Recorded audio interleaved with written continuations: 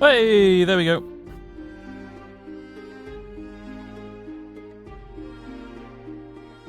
Sean Bean survived Civ 6. It's kind of loud, actually. Hey. That's better. I think, unfortunately, I think this is one of those mods where the music is really fucking inconsistent with its volume. So, I might end up playing around with that a few times.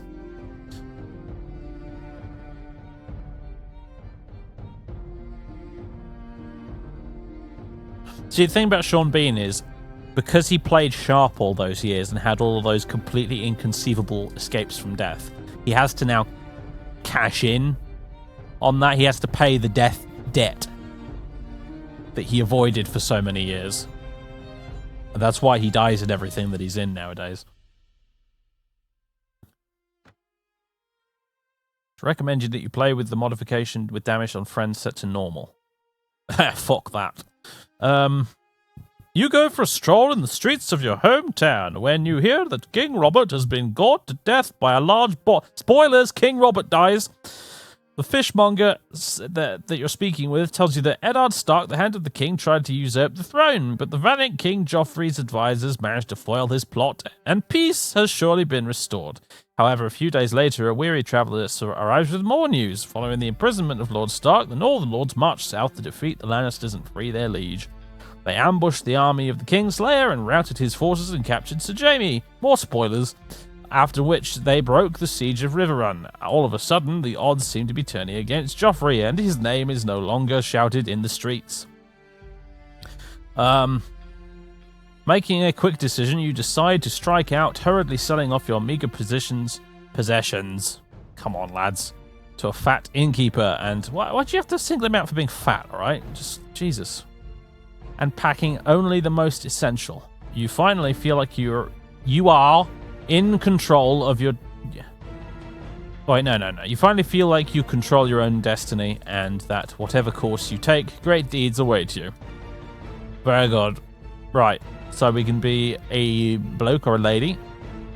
Going to be a bloke, obviously. Our father was a landless knight, I suppose. You spent your early life as a noble in training. Later, you became probably a squire. Yeah. The reason for your adventures is a sense of duty. That's very Humphrey. And then picking all this summary. It changes just some of your stats down here, and your starting equipment as well, I think. And this flavor text here as well.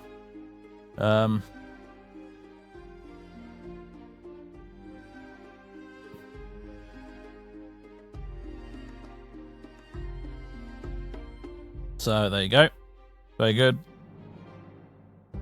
And we are going to be starting as a nobleman, so we will get a banner with our sigil on it, and that will make it easier to deal with like lords and stuff. Basically, we're playing the game on easy mode, and I don't even care, because if you don't play on easy mode, then expect 6 hours of getting beaten to death by peasants, essentially, and that's not actually as fun as it sounds. No, allow me to quit without saving. Yep. Name is Humphrey. And let's see. All the stats are fairly important. Strength is the big one. We need more agility. Way more agility. Bosh, I'll put that in one-handed. And Iron Flesh. And Power Strike. And maybe Shield. Riding. We've got plenty in Riding because we're a nobleman, which is good. Which means we'll probably start off with a horse.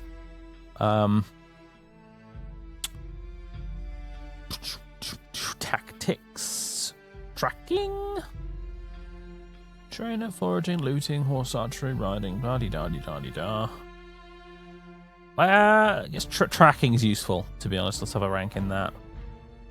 Actually, a couple of ranks in that. And one in tactics. Wait, there we go. Done. Right.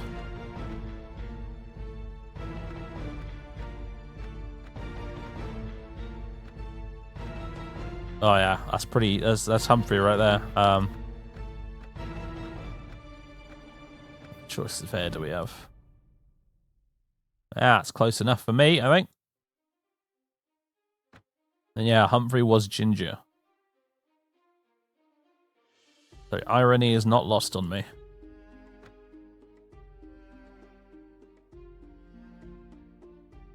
Did Humphrey use a two-hander? He might have done, I don't know, but the fact of the matter is, early game trying to use a two-hander is a great way to get yourself repeatedly killed. So, two-handers are like late game weapons.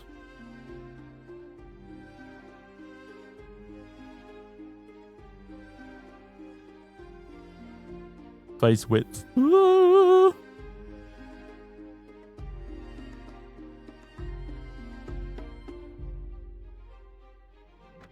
Is there anything that looks a little bit more Humphrey-ish? That looks kind of Humphrey-ish.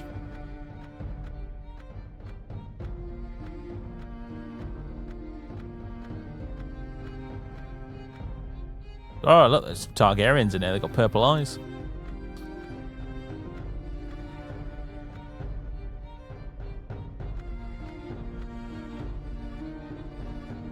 Yeah, I think that'll do.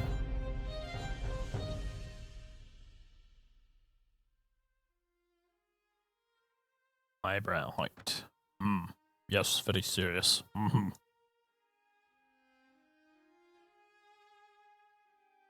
There we go, I'll do.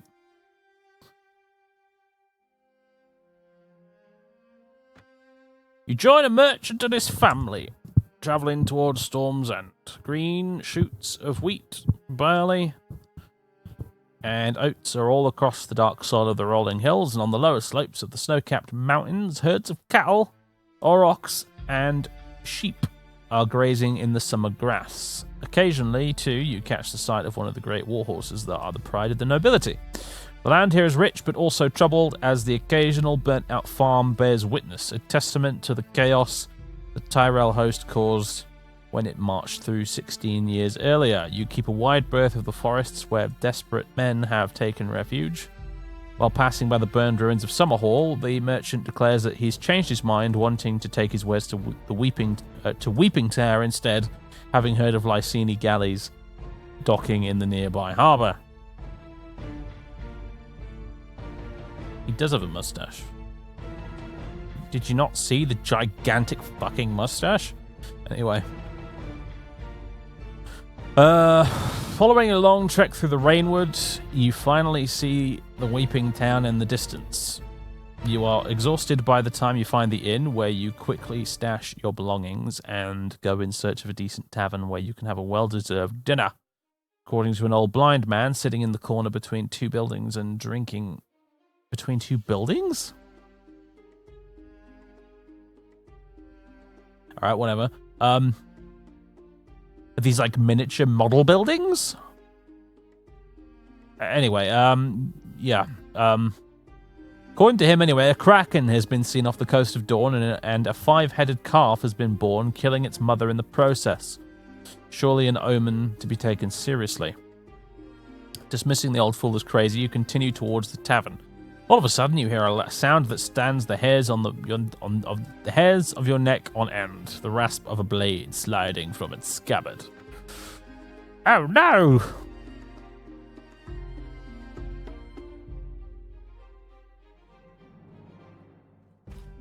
I have my sword and I have a shield. That's a pretty good start. Hello there, sir.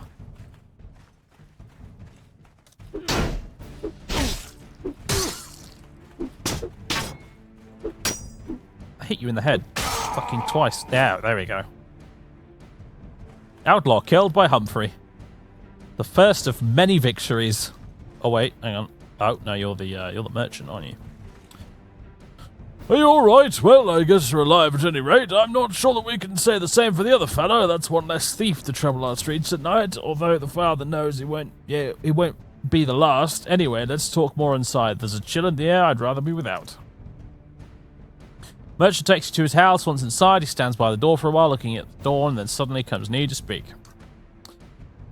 Hello. Except he doesn't. He's just stood by the fire. And all of the windows are shut. But anyway. Now, let me explain my proposition. Right, basically, this lad wants to fuck off to Essos. And he advises us to do the same. Because there's wars are coming. And I think I'll stay. War brings opportunity, and I mean to seize my chance. Make a name for myself. Oh, well, I suppose you're right at that, but remember this. War also brings maimed men and raped women. Blah-de-blah-de-blah. Good. He gives us some silver. Fair travels to you. That is a map of Dawn. And now we can leave. And this is the Weeping Town right here where we are. And apparently I do not have a fucking horse. Also, I've been awarded the right to carry a banner. Your banner will signify your status and bring you honor, along with showing the mark of your house. Which banner do you want to choose?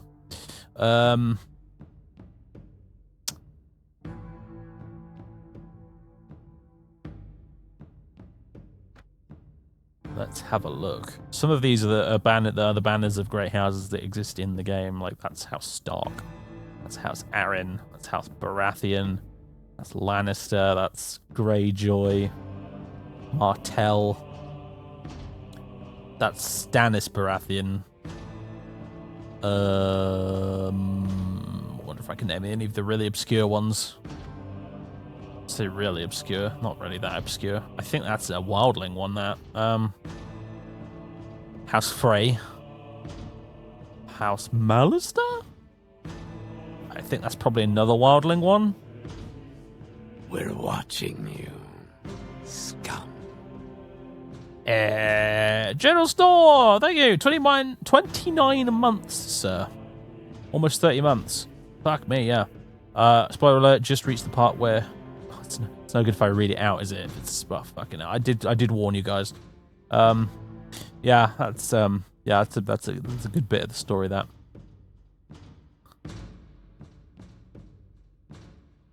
Odor. That's Targaryen, obviously. Yep. What else we got? That's not House Swan. They can fuck off.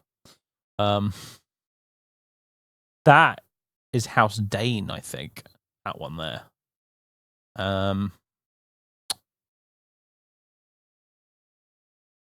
That's House Bolton.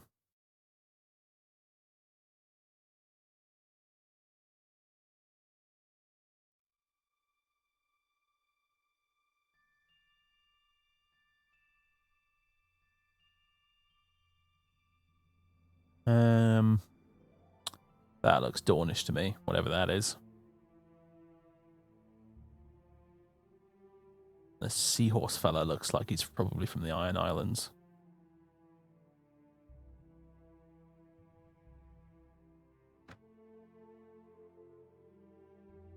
That's House Clegane. I remember that one because there's a little story about how they got the 3 dogs as their sigil. That is one of the... House somebody or other. One of the ones that is near Dragonstone. Forget what they're bloody called.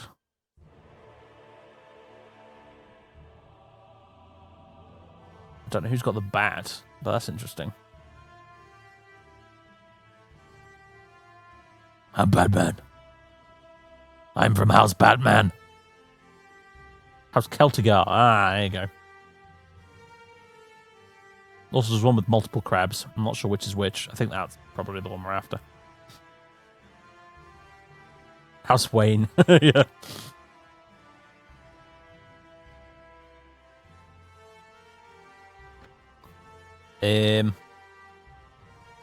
What else we got? I like the boar. That's a good one.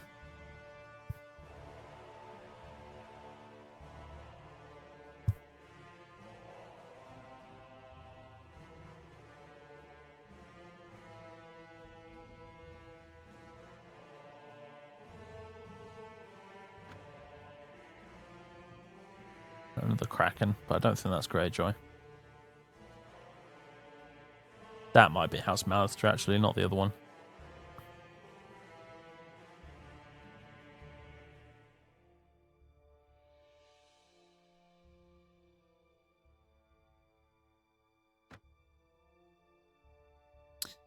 Any others? I don't know. Got a little three-headed dragon there, but it's a white one on sort of a bluish background.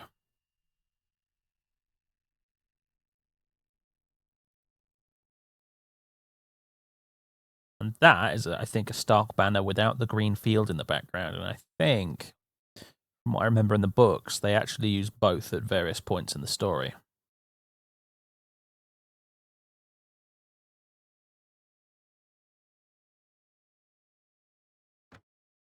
And we're back to the start. All right, so, oh,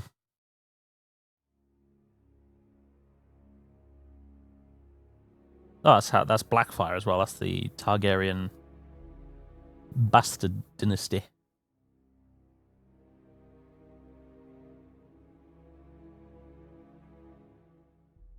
Green Hand is Gardener. All right. So which one do we want to pick for Humphrey, though? That's the question. He was a Grey Warden in a previous life, after all, so maybe a Griffin? Are any Griffins? That's a Griffin, isn't it? Looks like a Griffin to me.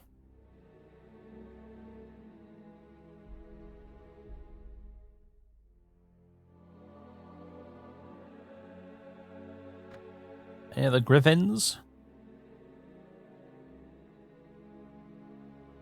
It's a freaking goat. Is that the banner of Shagga, son of Dolph?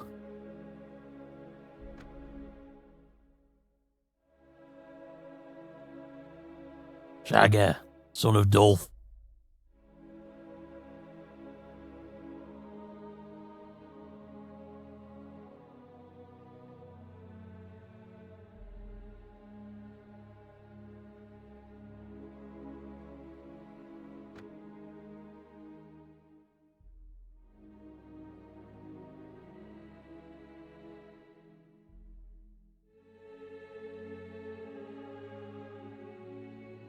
Those are Griffins? There's two Griffins.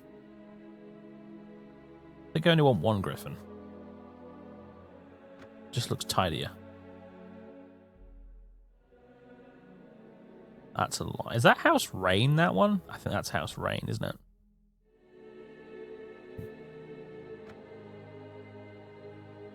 That'd be quite fun. You could play a character who's like the last surviving member of House Rain. That'd make a good story.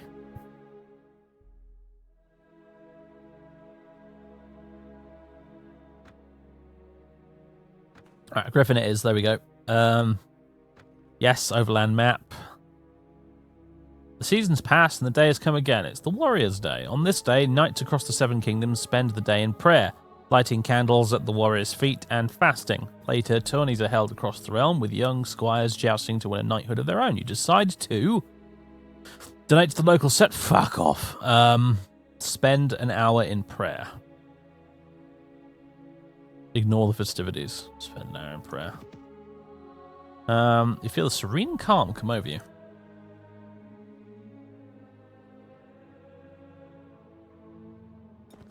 Right. Weeping Town, Mistwood, Grandview, Black Bog. We are in the Stormlands currently. That's us here in the Stormlands. Storm's End is somewhere around here. There it is. There's Storm's End. This is the Reach, all of this, owned by the House Tyrell in green. Dawn is all this stuff. Lannister is all the red stuff. Since right now they seem to control the Westerlands and the Crown Lands, which is this here, King's Landing and that. Stannis Baratheon is the one with all the pink here. He doesn't have much, bless him. But he's got some. And his brother Renly Baratheon controls all the yellow stuff here. And up here we've got the orange, which is the Riverlands. We've got all this sort of cyan coloured stuff. This is House Arryn. We've got blue here. What's this? Oh, they're just the Sisters. Okay, the three. That's the name of these three islands here. They're called the Sisters. They're their own fucking faction, apparently. Interesting. And then all of this is the North. And it's all owned by House Stark. And it's sort of this off-white, greeny colour. Oh, and up the top here, you've got the one at the Night's Watch, which is Castle Black and Molestown and Sheepwood and Eastwatch by the Sea and the Shadow Tower and the Nightfall. They don't actually own the Nightfall. They do, but like it's not garrisoned. And then you got Beyond the Wall. So you got all the wildling villages and stuff as well. And then over here somewhere, that's where the White Walkers come from. So yeah. Oh, and then you got the Iron Islands here, which is the Greyjoys. They are discount Vikings. That's all you need to know about them. And then you've got Essos, the fun bit of Game of Thrones, in my opinion. This is all just sort of basically medieval Europe. We're watching you. This is all kind of just like ripping off medieval Europe. Essos, this is like fucking Morrowind. All the crazy weird shit happens in Essos. It's cool. I really like Essos.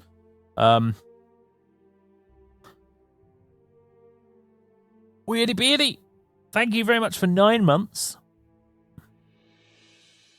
I appreciate it, sir. Essos is great, and the further east you go, the stupider and weirder it gets, because that's basically the point where George R. R. Martin started to run out of ideas, because none of it was actually fucking relevant to the story.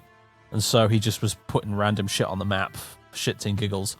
Like, there's a nation of fish people living out there and all sorts of crazy stuff. And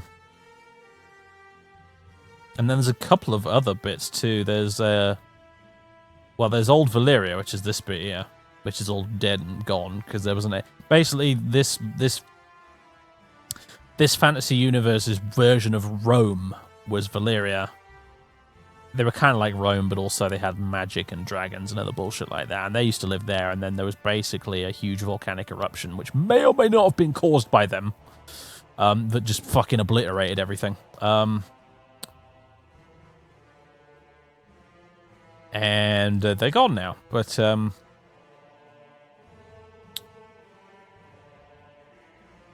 yes. But if you go a bit, you go a bit down here southwards. There's another continent called, what's it fucking called?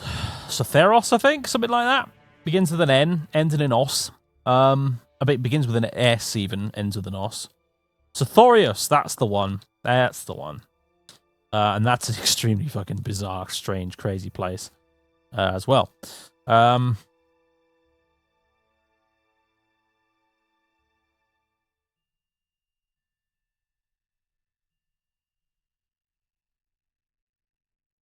So yes.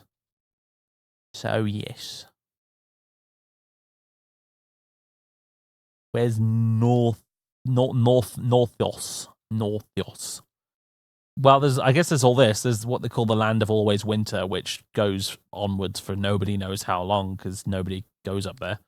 Oh, look, there's Hardhome. And I think there's actually possibly, I might be completely misremembering this, because I actually still need to get the World of Ice and Fire book.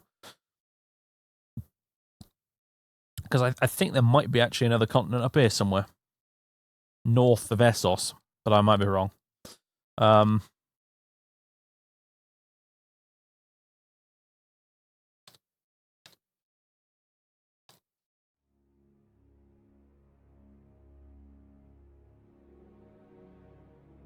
Ibn, but that's further east. Ah, okay. It's up that way somewhere. Atmore, I found the Elder Scrolls, nerds. Ooh, I didn't realize you could get the camera that down low to the ground. It's very foggy. That's because it's the neck. It's all swamp in the neck.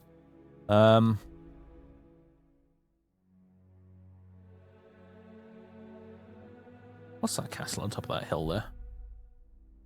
What's that? Oh, it's the Eyrie. All right, of course.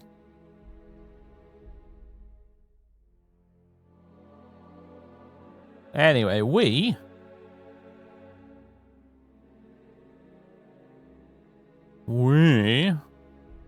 are down here somewhere. Here we are. There he is. There's Humphrey.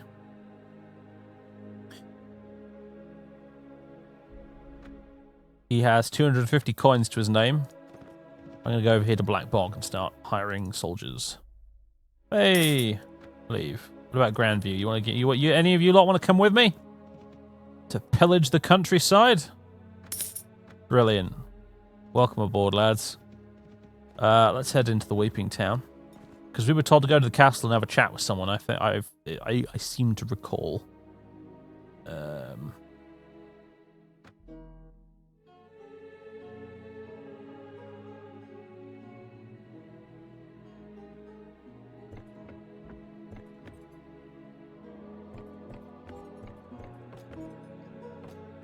Hello, everybody. Hello, hello. Bathy of Yeetie. Who the? Jesus, she's not even wearing a shirt. Fucking hell. It's like we're playing The Witcher 3 here. Fucking Christ. All right. I am Septon Garibold. May the Father above watch over you. Now, how can I help you? I think you have quests for me, mate. That's how. Not right now. The chat overlay's off. Oh, whoops. Okay, I'll fix that in a minute. Give me a second. Tenants of God. Oh, bloody guy's giving me a fucking text wall. I don't want a text wall, mate.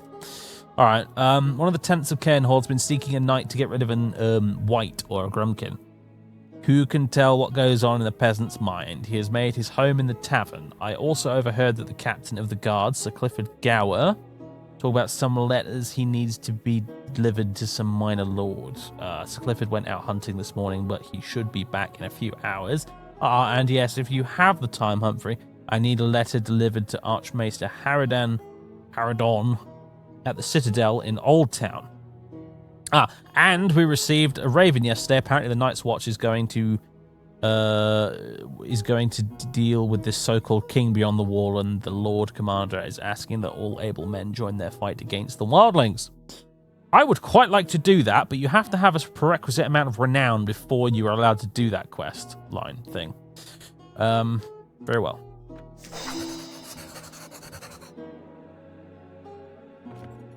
So, it's a really cool planetos. That's hilarious. It is round. George R. R. Martin did actually confirm once that it is in fact round, because there's actually there's a character in the history of it that actually got on a ship and sailed all the way around. At least the ship sailed all the way around. The person who actually went off on the voyage probably didn't survive it, but it sailed off west of Westeros and it ended up east in Shy, which means that it circumnavigated the globe.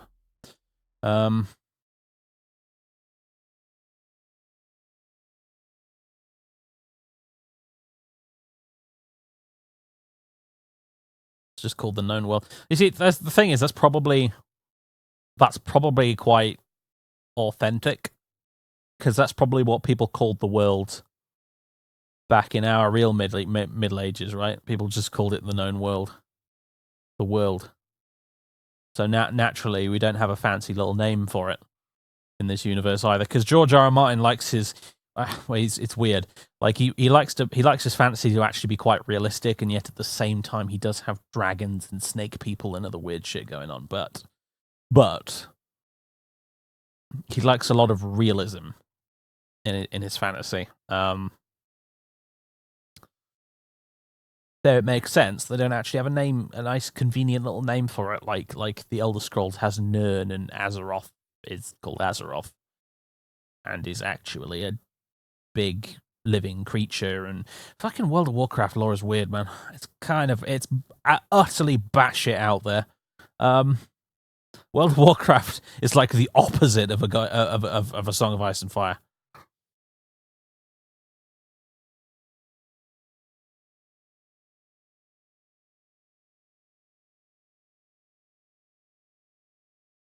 Azeroth is not, but no, I'm serious. Azeroth is a I forget what they're called. Are they called Titans? In World of Warcraft, in Warcraft, it's a living creature that is sleeping and hasn't woken up yet.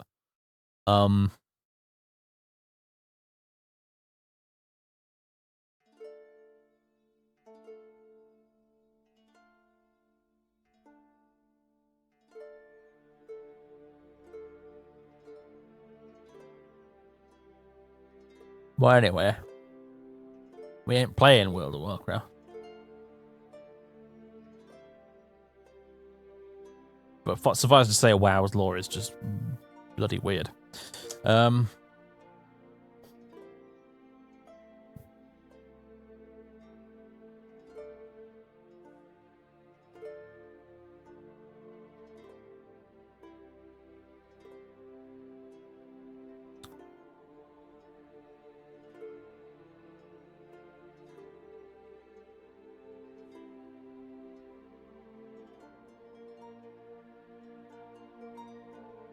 So if we leave... No, we gotta go to the tavern. We gotta go to the tavern.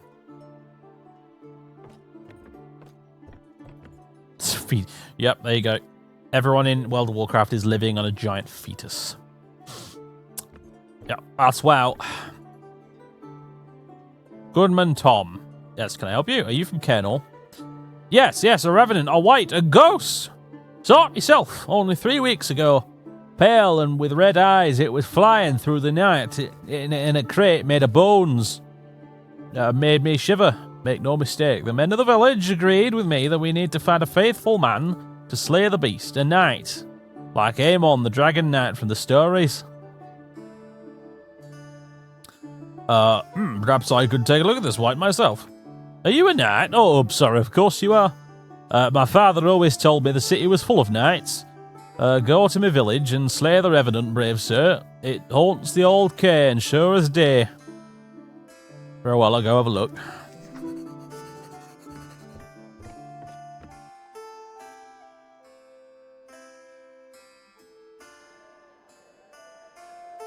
Hello, Weeping Town. How do? We should probably save the game. Frequently. Because it will probably crash at some point because it's Mountain Blade and it's modded.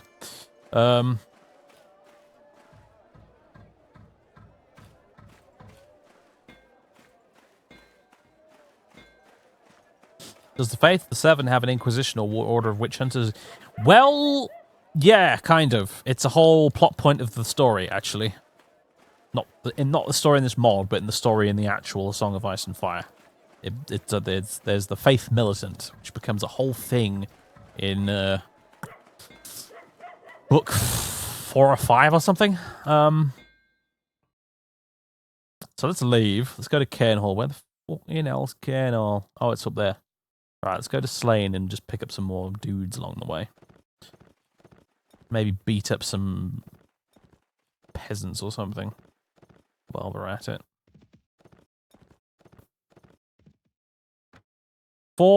Wish to follow me.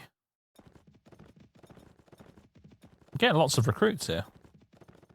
I had a test character as a woman when I was doing this before, and she got like virtually no one wishing to follow her. I don't know whether that's because I was like getting some bad dice rolls, or whether it was the game was modeling the fact that people aren't willing to follow a female character.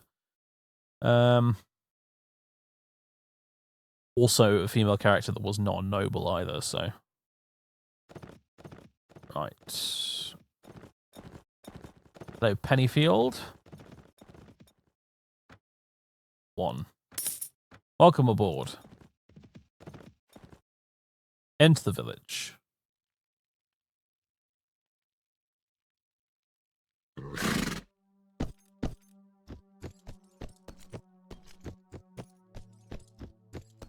Why does every fantasy world have a religion that is basically discount Christianity, one that's basically discount Nordic paganism, and one that's basically discount Egyptian paganism? I don't know, mate.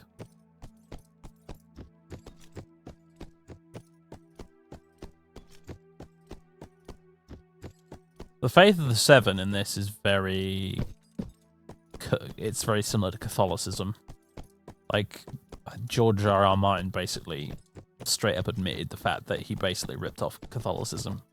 And instead of the Holy Trinity, he broke it up into 7 different bits. But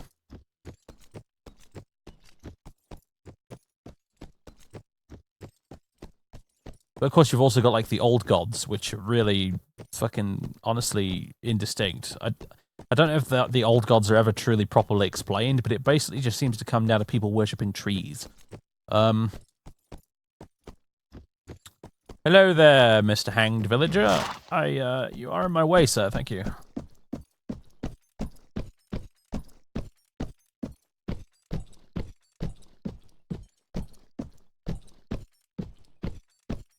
That is a very strange effigy.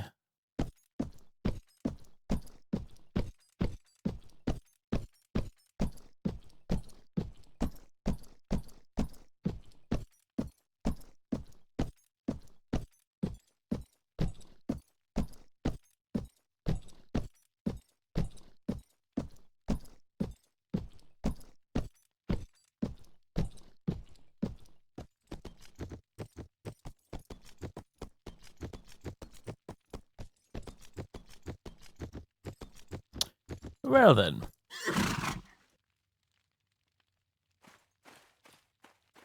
Also, I thought I didn't have a horse. Now I do. I'm confused. Maester Bayard. Yes? Have you seen a white about here? By the 7, another one. Look, I'm not a white, as I tried to tell that screaming girl when she came up here. I've been sent here with the Citadel to do some excavating. And I'll be gone in a day or two. This cairn really is a marvellous treasure trove. I found a cache of scrolls from before the conquest and tablets speaking about the Battle of the Bloody Pool. You seem to have caused quite a stir in the village. Why didn't you just explain to them what you were doing here? But then I'd have to explain to them what excavating means. And before you know it, they're coming to me to bless their cows, heal their wounds, and wed their daughters. Keep ignorant peasants away from me, and I can die a happy man. Very good.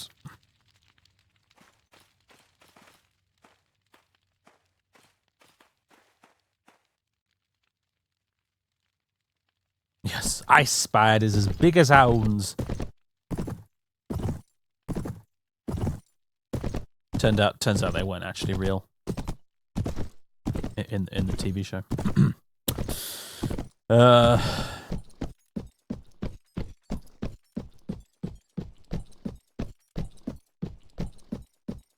Chat overlay still had right. Yes, let me fix that.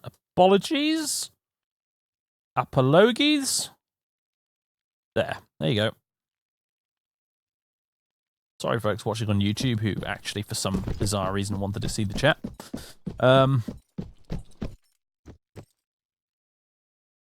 Leave.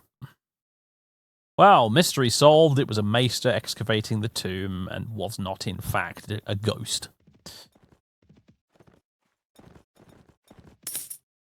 Wages for Humphrey's party. Oh, ooh, I saw some bandits. Looters! Looters! I say! I say! Let us give chase. I want to go kill some things. It's the whole bloody point of this game, right? The Howling Hill. Well, I never. We could lose this. No, what do you want? Surrender or die? As you wish, prepare to die. Charge the enemy. There's like tactics and stuff. I'm not going to bother with them though. Actually, though, I might, because hold this position, gentlemen, because we're on a really fucking advantageous position right now. We're up on a hill, which is excellent. So I'd like to stay up on this hill, actually. But yeah, they're quite well equipped for levies, aren't they? You've got shields and swords. Fair enough. Now, I'm on a horse, which usually is a really, really good thing. Because it means you can survive a lot longer. However, we're also in woods with lots of hills, which makes it really awkward to ride the horse around, and there's an invisible wall there.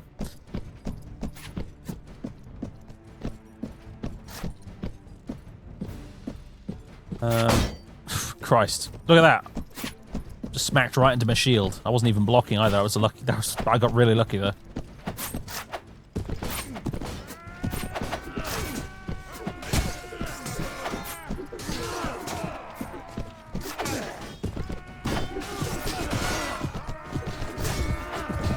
Alright. First person view. Got a hit. I'm mostly just going to run these guys over in my incompetence, to be honest. Or get stabbed by them.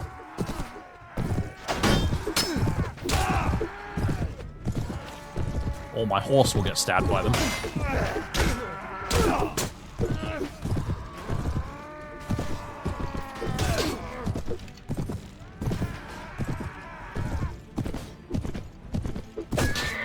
Ow.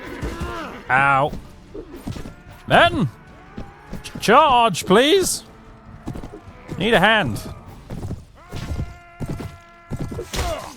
Damn it. I missed. I hit him with the horse instead. Get away with me from me with your pitchforks. Bloody peasants!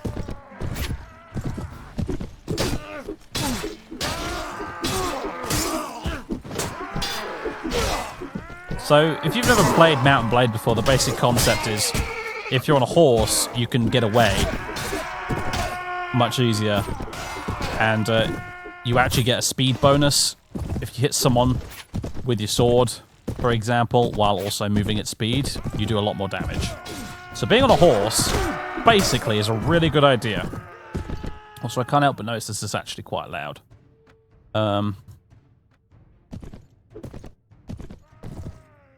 Hey, we won, gentlemen. There's only 3 of you still standing, but that's okay. That's fine. We are victorious. Battle's over. What do you want to do with the loot? Claim it all for myself. I said claim it all for myself. You lost 75 morale. That probably wasn't worth it, considering all we got was, well, this junk. However, if there was anything good, I wanted it. Like this, for example. We're at, like, really early days at the minute. That's a really fucking good sword, and I can't use it because I don't have required skills or attributes. God damn it. What do I need? Strength 12. Ugh.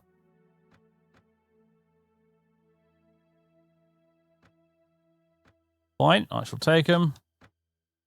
Along with all this other stuff. A light spear. I will equip one of those.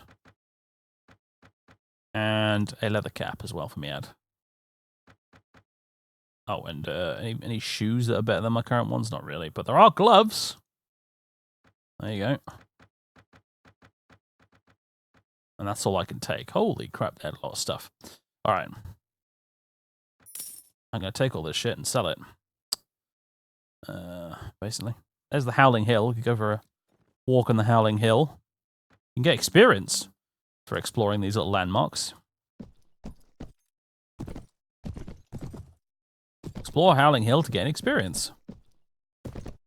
Okay, to finish reading. You just discovered something there. It gives you a little pop-up telling you about it. But I think I accidentally clicked through it by pressing K at the wrong moment. Oops.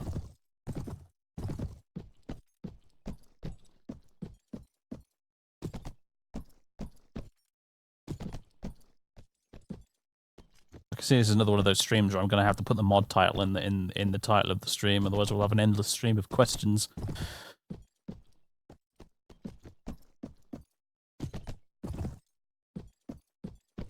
You can see how awkward it is to try and ride a horse on rough terrain in this game.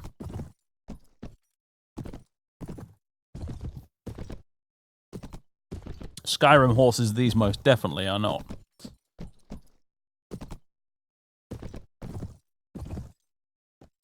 Backspace. It's not doing anything right now. But I'll try when I'm in a battle.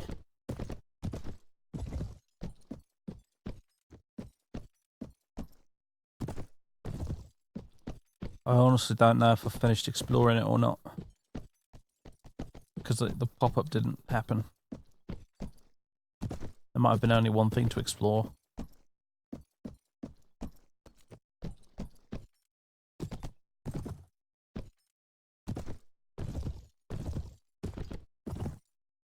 Bugger it.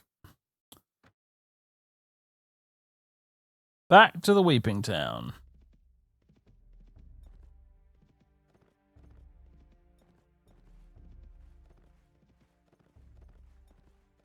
Yeah, the tutorials don't tell you anything about the battle map or orders or anything like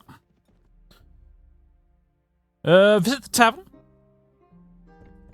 Goodman Tom. Hey, they're playing Greensleeves.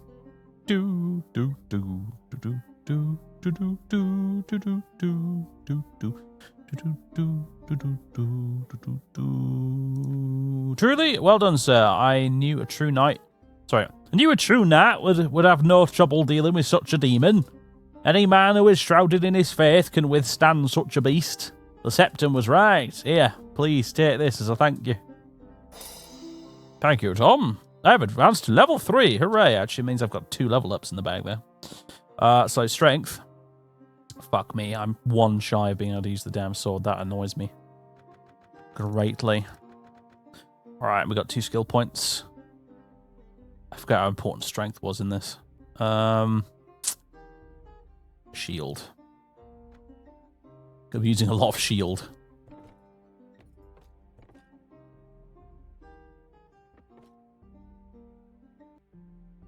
Right. Leave. Now, there were some other questy things we had to do, wasn't there? Beyond the Wall, part 1. Need 150 renown for that. I don't know how much renown I actually have. Characters. Renown 55. Right. New Beginning, part 2. Sir Clifford Gower, the captain of the guards, needs someone to deliver a letter. You can find him in the castle hall of the Weeping Town. And Knights of the Mind, part 1. That's to visit Old Town. Let's carry on with this.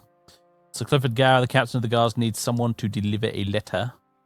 You can find him in the castle hall of the Weeping Town. Alright, back to the castle.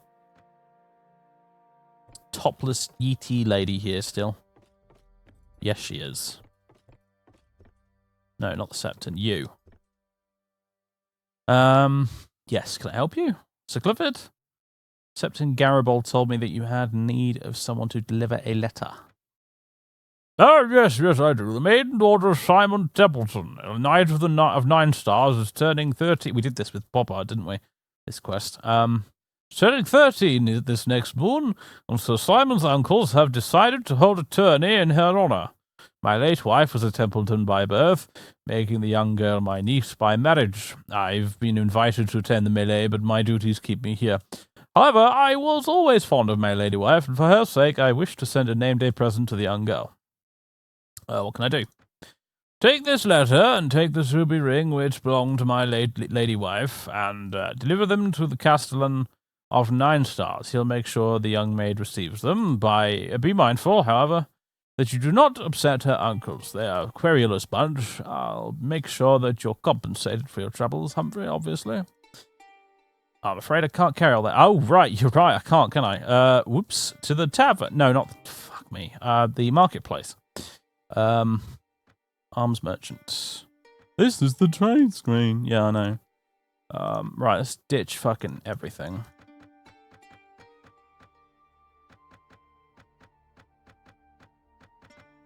There we go. You will receive 1,254 coins. Nice. Is there anything I want to buy in return? I don't think there is there? Maybe a better shield. Because my shield's a bit shit. Resistance 6, size 100, speed rate 95, 300, health.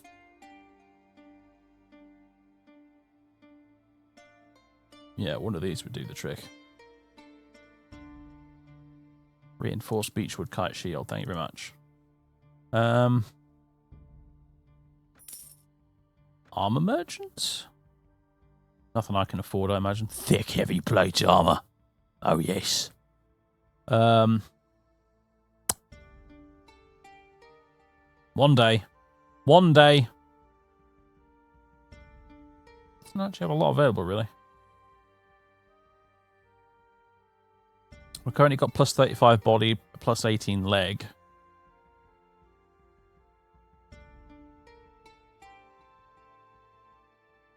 Nah. Let's go to the arena. The door is locked. Oh, okay, then fine. We will wait, in that case, till the morning.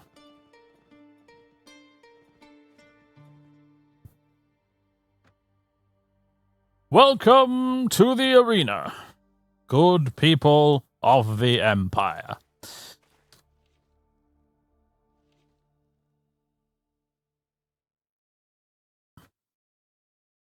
Yep, so we can jump into melee fights in the arena.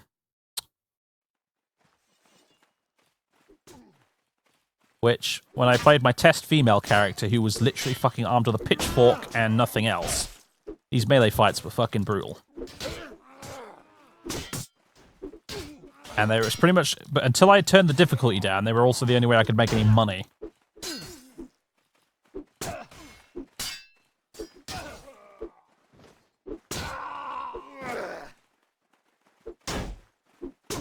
And that's when I decided, right, I am playing on easy mode next time when I stream it.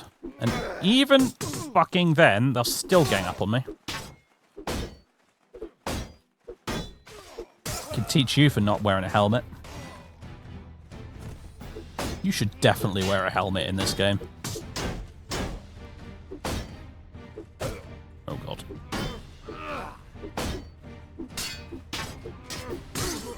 That's why.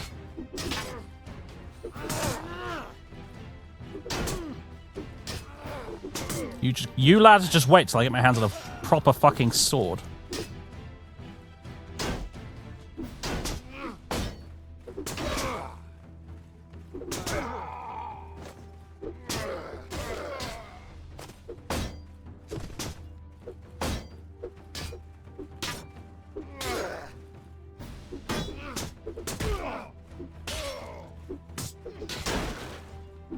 Oh, there goes my shield.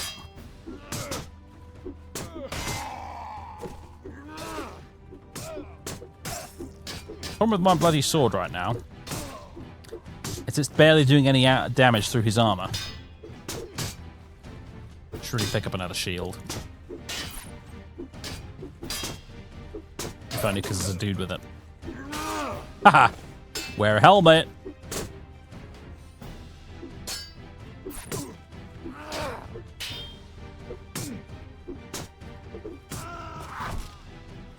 Shield, please. Thank you.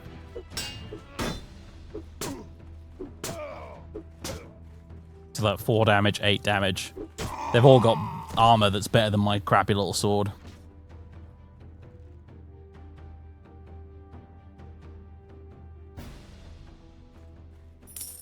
Hey, I got 5 gold because I knocked out 4 opponents. Hooray. Hurrah. And 5 experience. That's the thing that always annoyed me a little bit about the arena, is that you get no damn experience at all. I got 5 experience there for knocking down 4 dudes. Whereas you kill like 1 peasant looter, you get like 260 experience.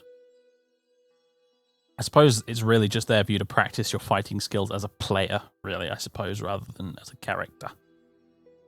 But never mind. There are some mods that actually adjust it so you get decent rewards, and it's really good fun. But, not this one, apparently. Now, there are tournaments, on the other hand. Tournaments are a thing, and that's completely different. But this is just random melee fights. Tournaments are bloody good fun.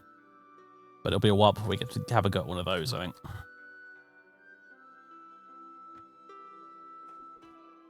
Right. Let's leave, I suppose. We got to go up to 9 stars, which is in the Vale, which is up here. 9 stars, in fact, is somewhere around... There it is. It's there.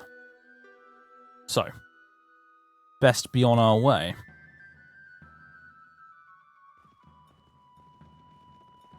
With our 4 companions here. Morale is low because I didn't let anyone have any loot.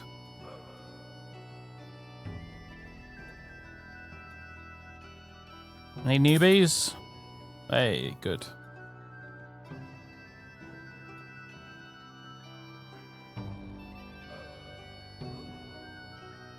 Oh shit, you're right. I didn't get the stuff, did I? You're right.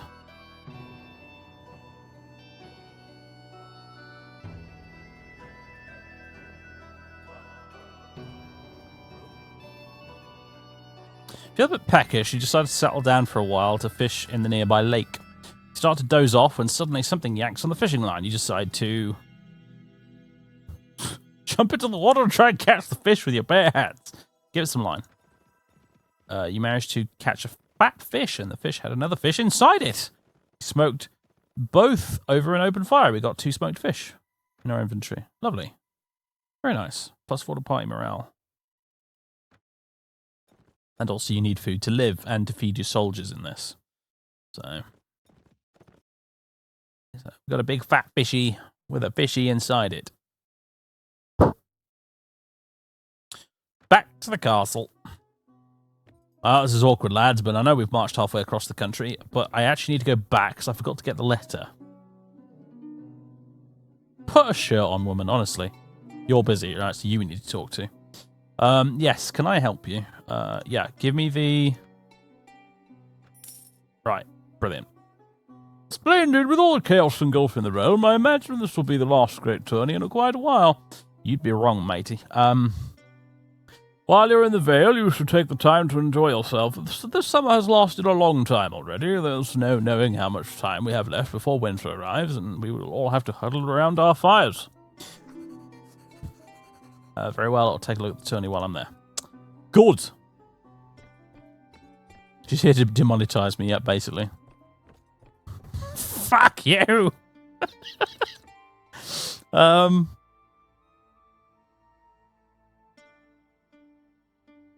Right. Leave.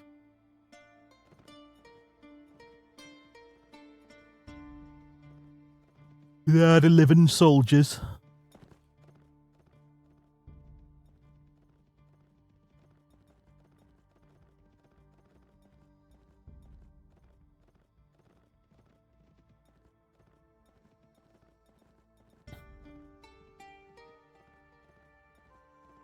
You move slower through forests and while at night, in case it wasn't obvious.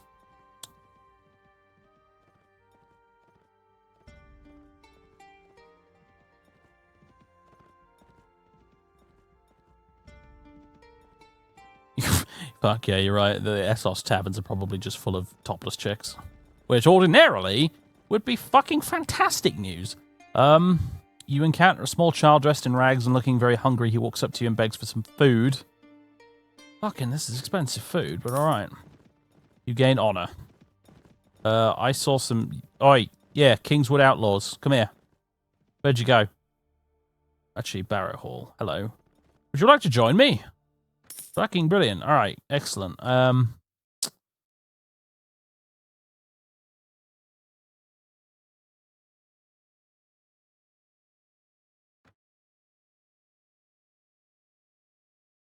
There they are. Oh, they're about to get gangbanged by, like, an entire Lord's retinue. Yeah, let's move in to help. Charge!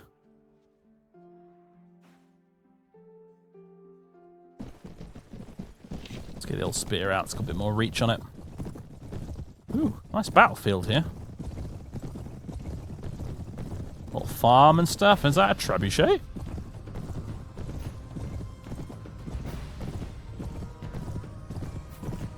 Oh no, we've got to cross the river.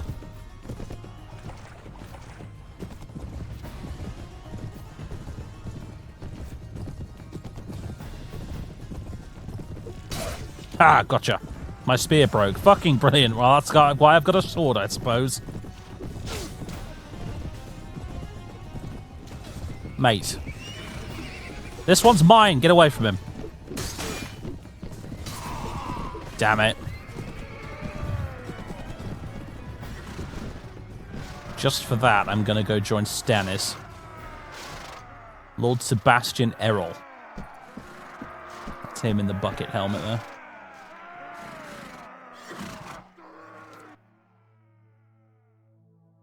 Kill count. Sir Ronnet Collington, ally, was killed. Thanks for your help, stranger. We haven't met properly yet, have we? What is your name? My name is Humphrey. Well met, Humphrey. I am Lord Sebastian Errol. Thank you for your help, and I hope we meet again. You're quite welcome. Ooh, there's your ruins of Summerhall. Bet we could get some experience exploring those.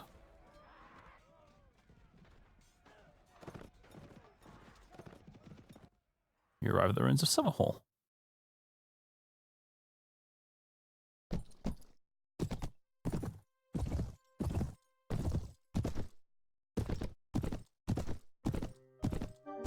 The plaque on the statue reads, Daeron Targaryen, the second of his name, King of the Andals, the Rhoynar, and the First Men, Lord of the Seven Kingdoms, and Protector of the Realm. They always leave the Rhoynar part out in the TV show for some reason. The remains of 2 grown persons and a child are scattered around the small room. From the position of their skeletons, it appears they died after being locked inside the room, or perhaps from asphyxiation.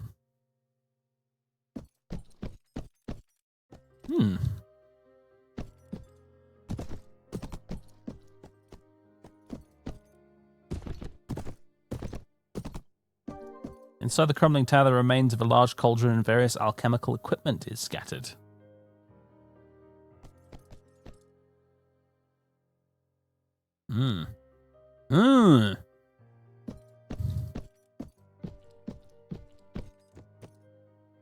Yeah, I literally did it in the last battle.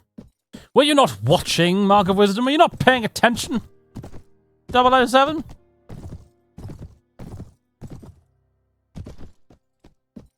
Also where Rhaegar was born. Yes, indeed it is. Indeedy do. Ooh. I'm liking this little rendition of Light of the Seven that's playing.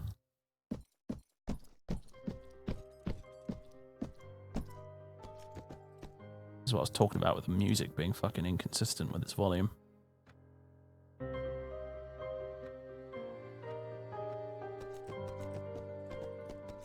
Right, have we explored everything? Or is there more? There's mushrooms.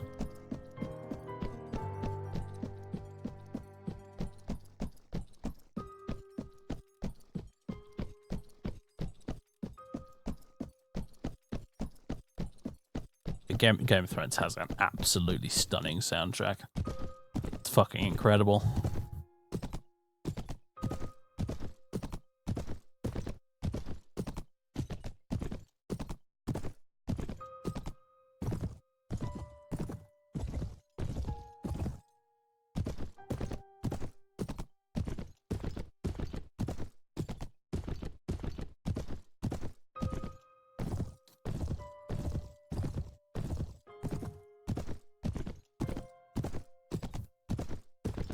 I don't know. Something appears to have been scribbled on the wall. It reads, High in the halls of the kings who are gone, Jenny would dance with her ghosts. Yes, Jenny of Oldstones. That's who that's talking about. Right. Leave.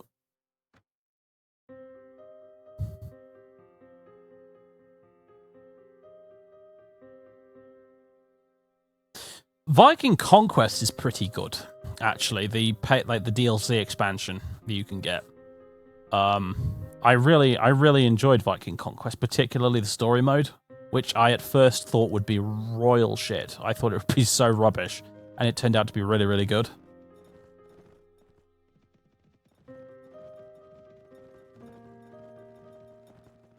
Hello. Ooh, looters. Come here. They're faster than me. That's so annoying. The looters are apparently going to King's Landing. Okay. Under sun and sky, Outlander, we greet you warmly. Rude Boy TV, thank you for the host. Also, seriously, I'm never going to catch these guys. Never mind. Well, there's these outlaws and broken men. Broken men are kind of scary. Outlaws, on the other hand, like a word with you about your purse and your belongings. we could possibly handle.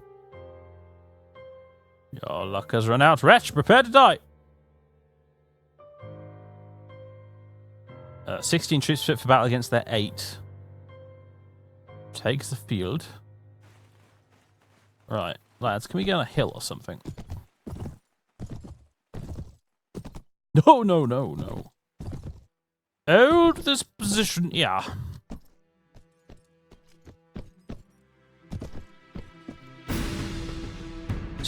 Now it's fucking really loud.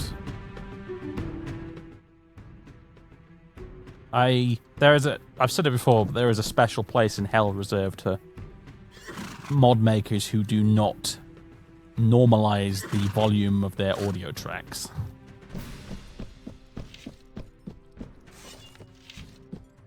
Alright. So. Here they come. They're closing in relatively quickly. I think they might all be mounted. Oh no, they're not. Okay. Having difficulty negotiating this river here, looks like. Gentlemen. Oh yeah, you're having some difficulties, aren't you? Right, one of them's made it across. Should have just engaged them here. Mate, I just stabbed you in the chest with a fucking spear while riding a horse at you. How are you not dead? Because my spear is shit, and so is my skill level, and also, look at the size of that thing!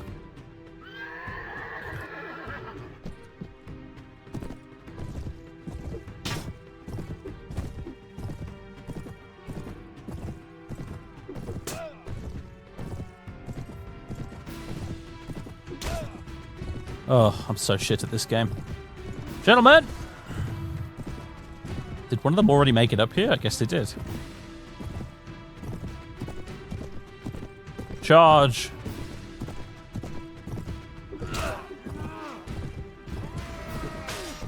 Hey, I hit one.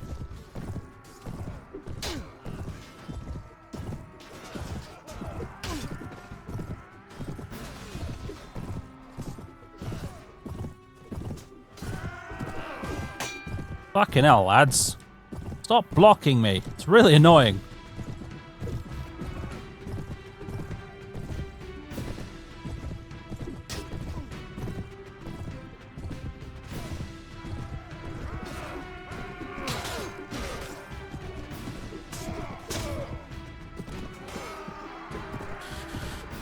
Well done, everybody. Well done. I guess I just successfully distracted them. I was the distraction Carnifex in this scenario.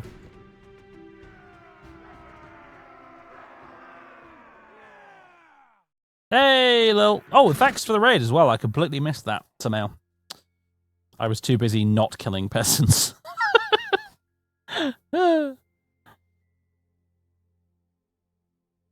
Hello, cheesy people. We're playing Mount and Blade with the one of the two Game of Thrones mods. This one's called Clash of Kings. Leave all of it for my men to make up for last time when I didn't, and I was a bit mean. But then I might be able to get that dude's cool metal armor. Fuck it, no, you can all have it. There you go. Take the morale increase. Now morale is now very high, which is good. These broken men. I'm going to save scum like a champ. Let's pick a fight with this lot too. Hello there. We are the Free Brothers. We will fight only for ourselves from now on. Now give us your gold or taste our steel. You may taste my steel. Although, these guys are no joke, to be honest.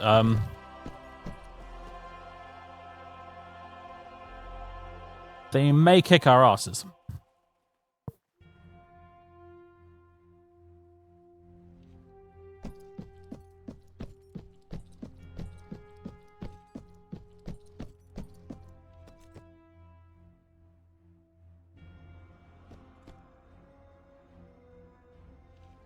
Man-at-Arms versus levies. What could go wrong? I know, right? Seems like a brilliant idea.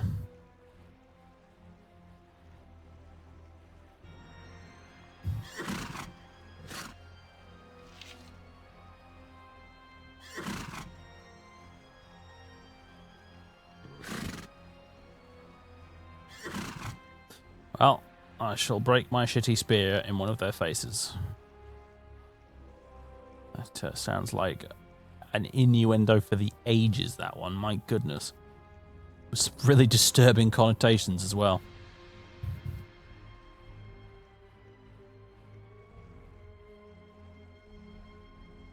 Yeah, the mounted horse archer bandits, yes. They are indeed quite fucking annoying.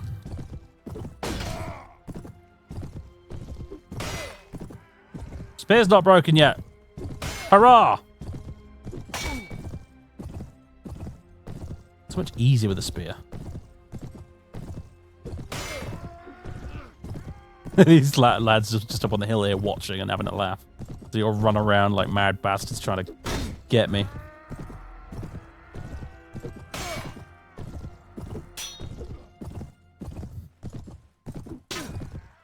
Well, let's try and injure the little fuckers a bit. And then, my spear broke. Oh god, right. Hard mode activated.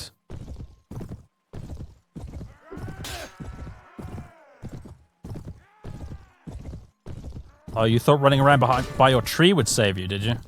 Well, it turns out it did, because I can't hit you for toffee.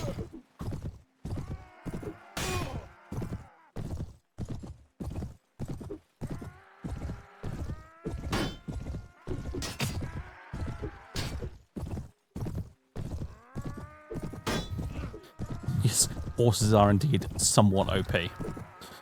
As you can see. Well, luckily for us, basically, our whole we have magic Westerosi horses that never, ever, ever get tired. They're fucking machines. They just keep going.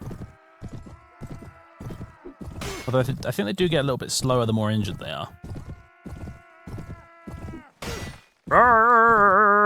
I still remember someone did a hilarious edit of the street fight in King's Landing in season 1 of the show, but they like added in a bunch of Mountain Blade sound effects.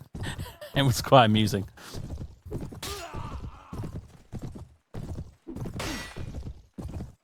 Finally fucking killed one.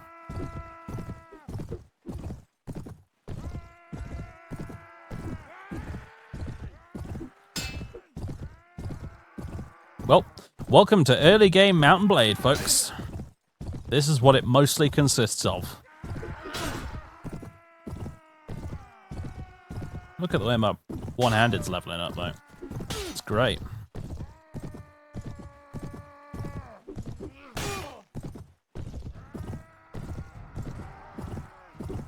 I really need to level up again so I can use the actually good sword.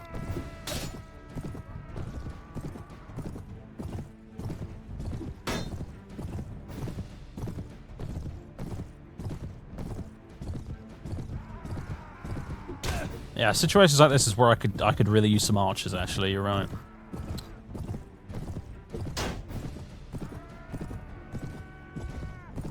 I reckon 1 or 2 of those guys might be ready to level up by now, so... when we do, let's see if we can turn some of them into archers.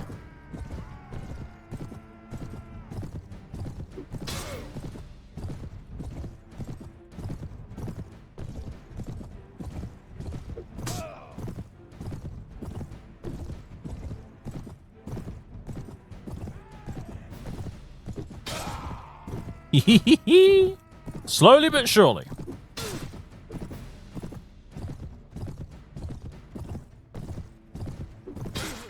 Once I'm satisfied that I've killed enough of them, I will let the lads get involved. But right now, I think my poor men-at-arms might still get their ass. My levies, even, not men-at-arms. I fucking wish they were men-at-arms. I reckon they'll still get their asses kicked.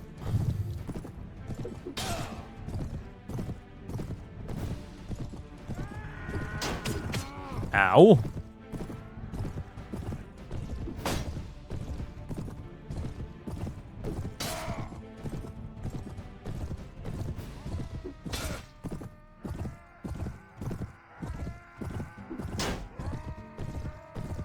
We're watching you, scum. Good evening, Ratsar. How do? 23 months, I appreciate it, so that's like almost 2 years. Can't believe I've been going for like over 2 years as a partner. It's a little bit scary how fast the time has gone.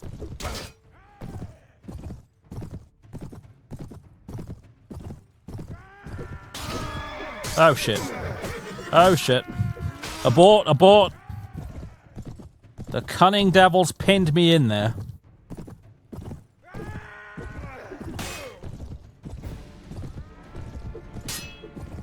Try stabbing with the sword instead. See if I have any more luck doing that. Not really. Although, having said that, it did 32 damage. That wasn't bad. And I've advanced to level 5, which is brilliant news.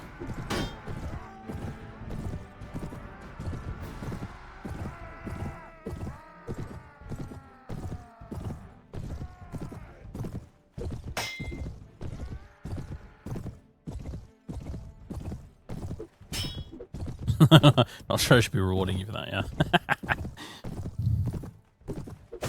I've been sitting at home actually for a lot of today watching my Patreon income screen, waiting for all the pledges to process because there's some stuff I want to buy. I will take this moment to shill like a bastard for my Patreon. I have a Patreon. You can support it if you prefer to do that instead of Twitch subs for some reason. You'd also donate to the stream directly with PayPal via a link below. I think there's a link below. If you wish to do so. I am shilling for this right now because, you know, we're in the bleak midsummer at the minute, which basically means that ad revenue is in the toilet even more than usual. So, it helps to occasionally chill for one's Patreon. Scum. 914. Thank you very much for 5 months in a row. I try not to do the shilling thing so much because I watch a lot of other streams and stuff that do. I look at the start and end of the stream, and to be honest, I do find it kind of annoying as a viewer when like the first fucking 15 minutes of a video or a stream is some bloke talking about like his 6 different websites and his Patreon and all the rest of it. I've no doubt it works. They call it a call to action or something, don't they? Oh, gentlemen, get stuck in. Yeah,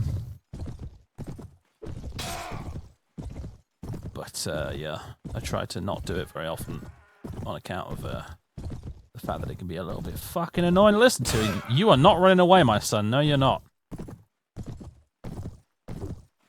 Oops.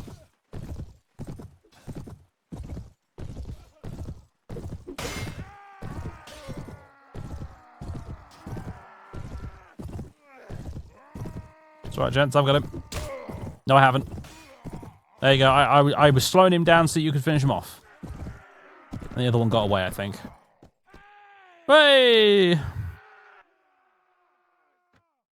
Brilliant, and we rescued a peasant, who is now part of our army. Hello, peasant lady. Welcome to the team. Oh, we can promote some guys. It does cost money to do so, but let's have some longbowmen. Yes. Some men-at-arms. That's about cleaned me out, to be honest, but longbowmen and men-at-arms. Good stuff. Right. Cool. And a peasant. Right. Share with the men. And we will take a battered Lannister helmet, which requires strength 14. Tattered heavy leather jerkin, which is not actually as good as what I'm wearing. Boots, again, not as good. And ragged leather gauntlet gloves that don't actually provide any armor value whatsoever. Good heavens. We're watching you, scum. Sikaria, congratulations on the gift sub from Ratsar. I appreciate that, Ratsar, my dude. Thank you very much.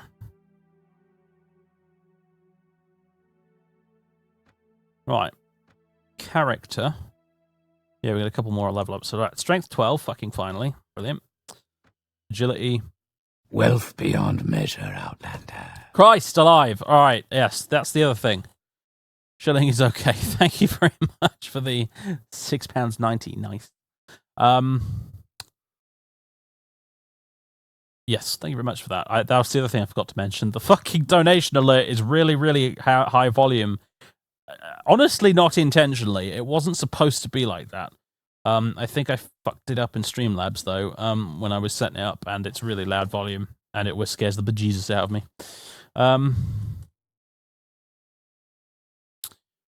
Right. Yeah, the spear does indeed magically repair itself. It does. It's a magic spear. It's not very good magic spear, but it's a magic spear. Apparently. Right. Power strike. Yes. And weapon master? Sure. More one-handed, please. Brilliant. Right.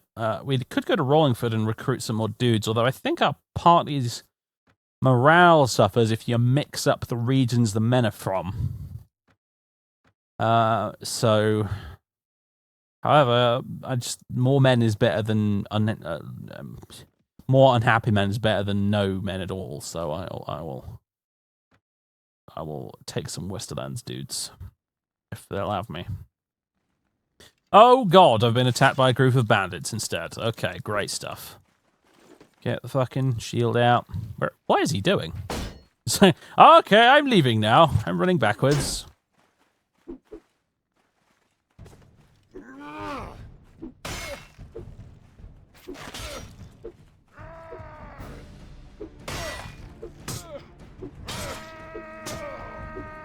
This guy's using my tactic, which is to endlessly run backwards.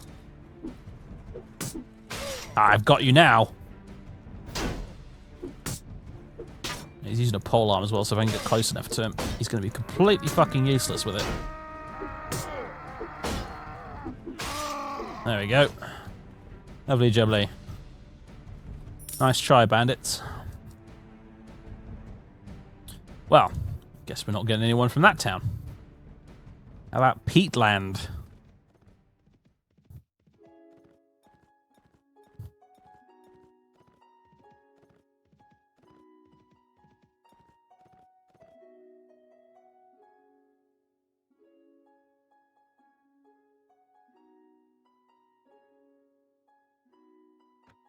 No one here seems to be willing to join me. Okay. Westerlands folks do not like me very much, apparently. There's a random farmstead up here.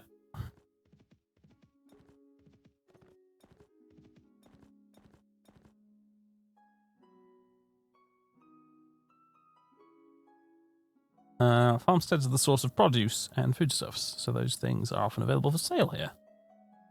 Attack the farmstead! No. Visit the farmstead? Nah. Harrentown. You arrive at the ruins of Harrentown. Until recently a thriving town, nothing is left now but blackened stones. Yeah, I remember that from the books. Broken men! Call me here, you little bastards. I love you. And I've just knocked my microphone. Apologies for that.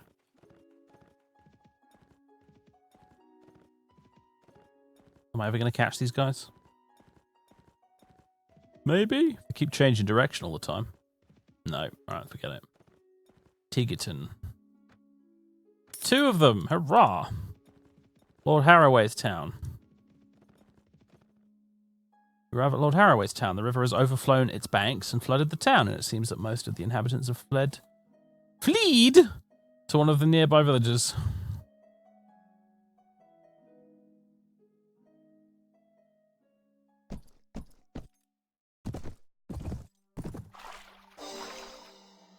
Okay, brilliant. I've leveled up again. Class.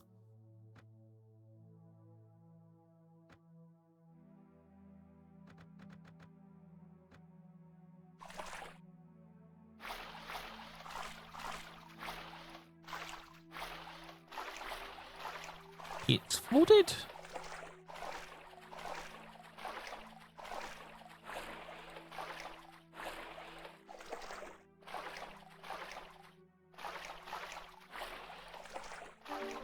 Wagon is filled with fruit and a sturdy-looking chest.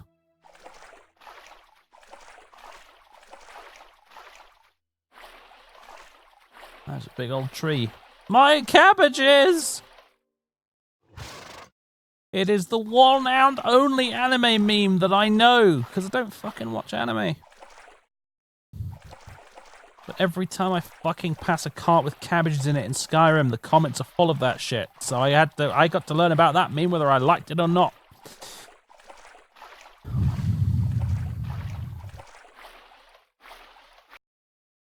Leave. Crossroads Inn. This place sees a lot of FaceTime in the TV show and the books. The inn at the crossroads, which today contains a woman impaled on a spike. That is fucking horrifying. Let's not linger on that. A skeleton in a cage, and a dude that is supposed to be hanging from a rope, but is actually levitating next to it. That's probably even worse.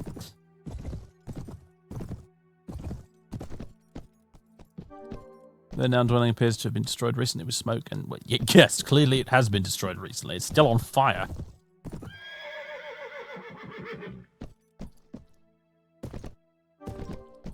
The inn appears to have been abandoned. The doors are locked and no noise can be heard from inside. The surrounding area is trodden down and evidence of a large gathering of... Okay, I've finished now. Great, good stuff.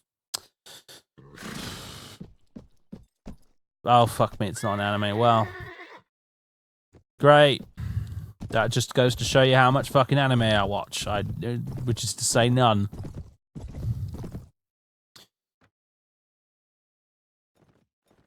Right. Onwards to the, not the Eerie, but to 9 stars. But we do go through the Bloody Gate. The Bloody Gate, as opposed to the sodding wall. And the fucking door. Could recruit some Vale dudes as well. Why not? We're going to have a very multicultural party here right now. Westerland levies, Vale levies. Fucking Vale levies come quite well equipped, don't they? Stormlander levy. No little dudes. Our men at arms. To get to 9 stars, you have to go through this fucking slalom course thing here.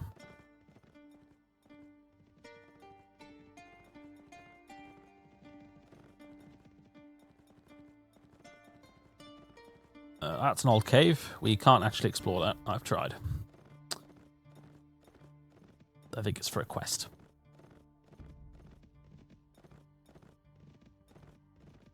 The Vale does not indeed believe in bridges yet.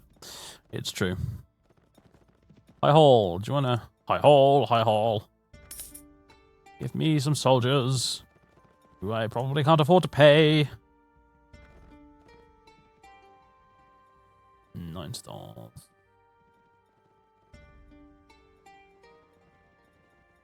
Nine stars is a damn castle, isn't it? Which means I can't sell any of my shit here. Fuck.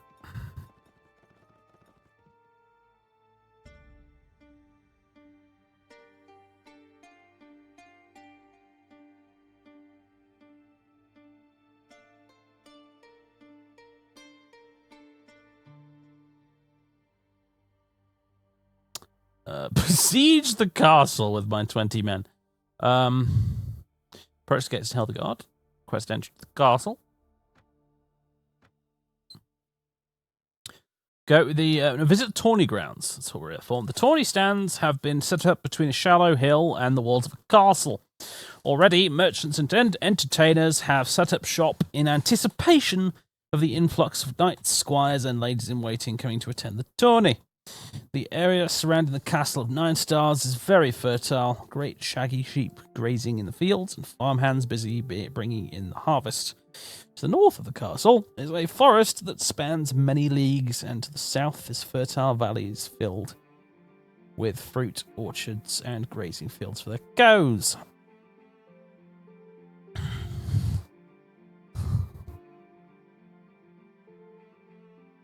Enter the tourney grounds.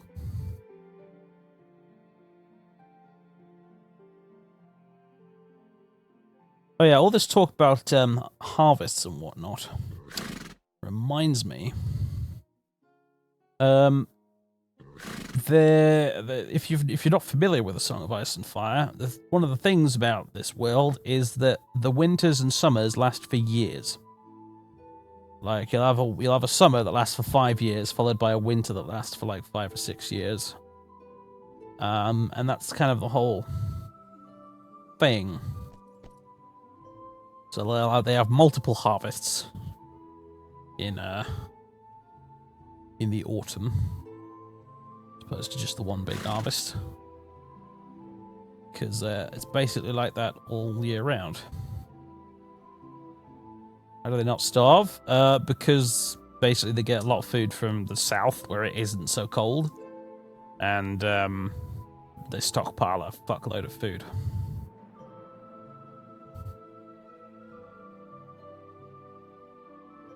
That's how. Apparently I'm brandishing my sword around. That doesn't seem very polite, but I also don't know how to put it back away again, so...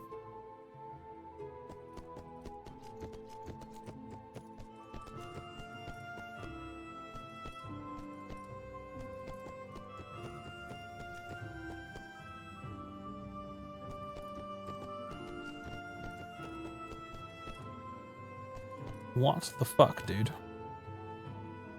He's an acrobat. Well, I can see that. Probably just get on the bloody horse, shouldn't I?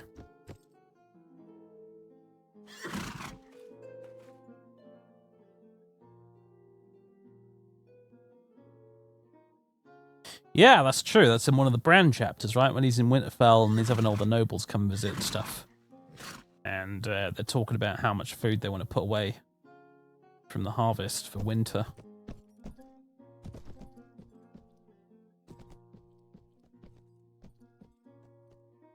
That's why he's such a talented acrobat. You see, he works in slow motion. It's very difficult to do.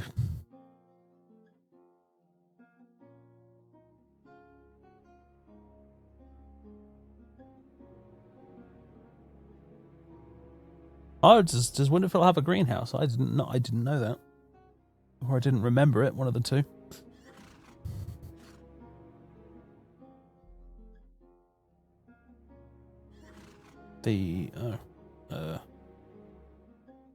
Apparently it's not, mate. I'm trying forward and backslash right now. It ain't doing shit.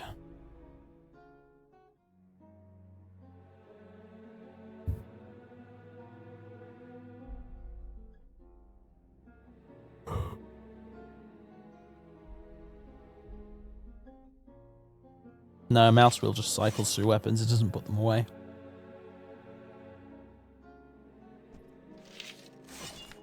Mouse wheel up cycles weapons. Mouse wheel down puts shield away and takes it back out again.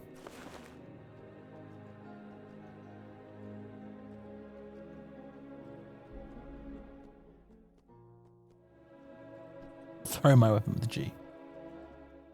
Oh, yeah, I dropped it. There you go.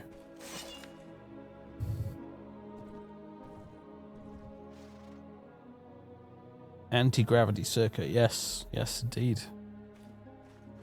Good spot.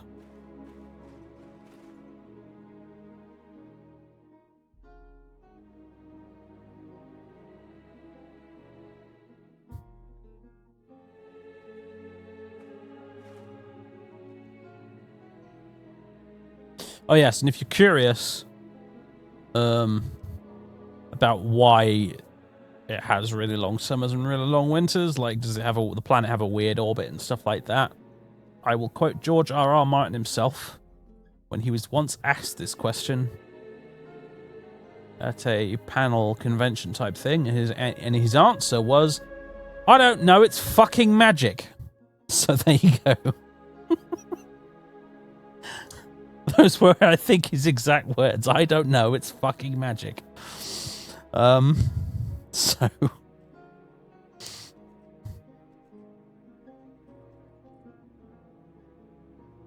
Yes? Who are you? Name's Josmin. Don't mind Jeffrey. He's too proud to mingle with the likes of us brothers. Bah! Hello, Mr. Acrobat. Do nothing or leave. Those are my options, huh? City Watchman. The Bard, Sir Alan Tollett. Yes, can I help you? My lord, I'm looking for the Castellan. I've brought a gift and letter from Sir Clifford Gower.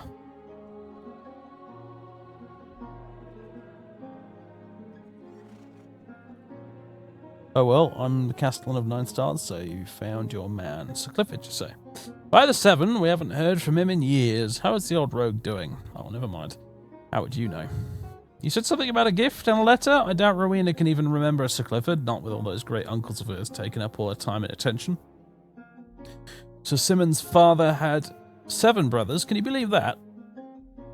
Boisterous and arrogant, a lot of them.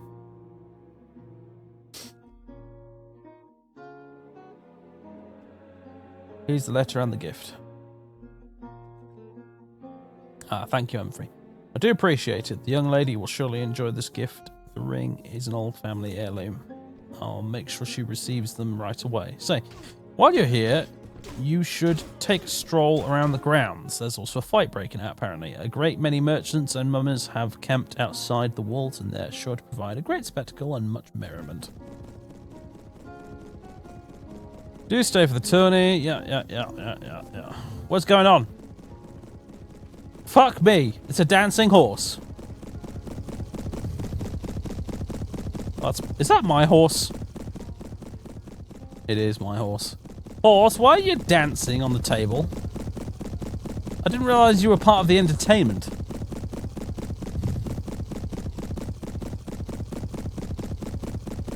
Ladies and gentlemen, I have a tap dancing horse.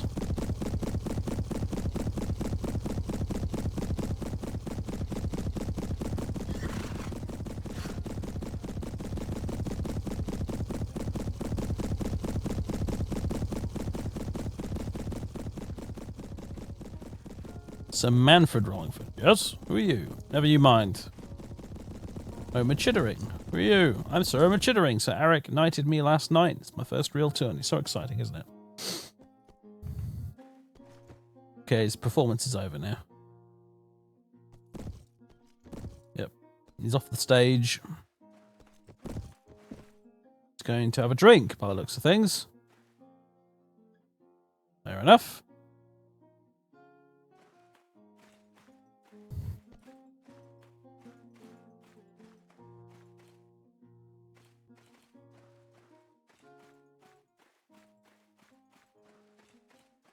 This would be the tourney grounds.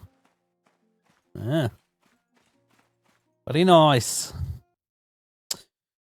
Okay.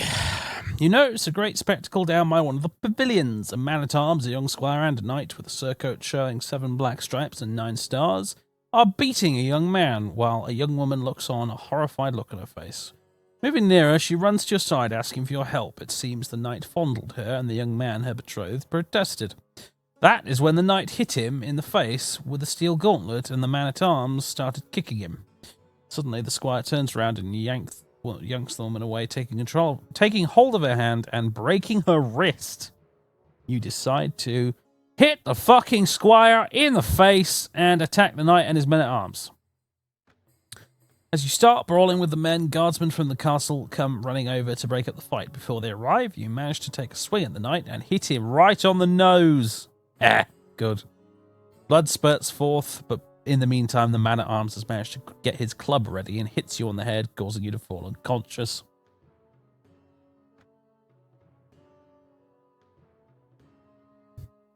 Fetch me the breastplate stretcher, now! Start the joust before I piss myself. Good old Bobby B. Alright, as you wake up, you notice a dim light and a moldy smell. Opening your eyes, you realize you're in some sort of dungeon. Feels like your head is being invaded by an army of aurochs, and your body is blue and yellow, covered in bruises. As you get to your feet, you hear voices outside the locked door, and trying to stand upright, you wait for the man outside to enter.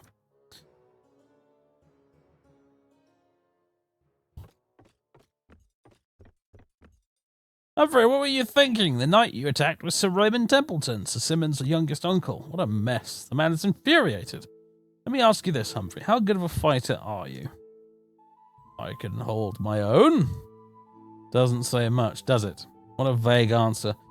You're a guest here, Humphrey, and an unknown one at that. You struck a relative of the Knight of 9 Stars outside his own castle. Sir Simon would be in his right to cut off the offending hand, but Sir Raymond was never his favourite uncle, nor is he a friend of mine, so it's been agreed that you'll be judged by someone other than Sir Simon. As it happens, I will be one of the 3 judges at your trial.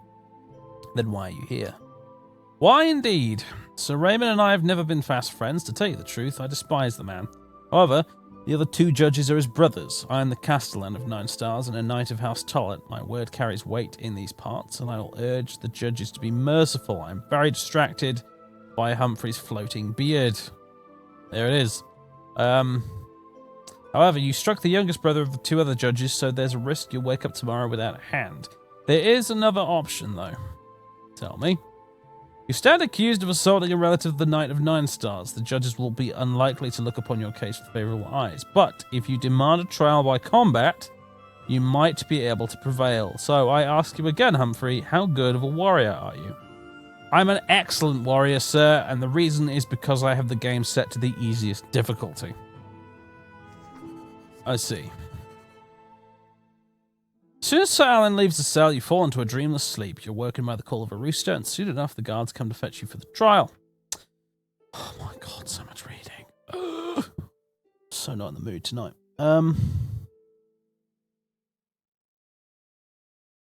What would happen if you just ignore the situation? I honestly don't know, because I never have.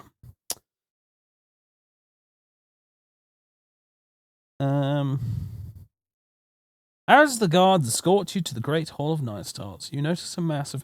Speaking of text-based adventures, when I am in a mood to read out lots of text, I want to do the Sorcery series. I've had those games in my Steam library for fucking forever.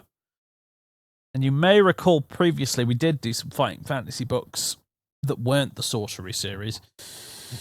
One which went quite well, which was the Warlock of Firetop Mountain. We almost got to the end, with chat making all the decisions. And then we did Death Trap Dungeon, where chat got themselves killed fucking twice in one stream, which was goddamn funny as hell. But I'd really like to do Sorcery, because I never beat Sorcery back in the day when I had the books. I had, I think, at least the first 2. I had the Shamatanti Hills, and I had Kare City Four Traps. And I could never beat Kare. I never could. I never made it that far. Or I never made it further than part 2. So I would love to boot up Sorcery on a stream and have a crack at it.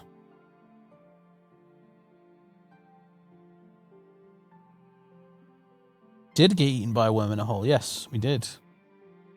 That was the second death, I think. What was the first one?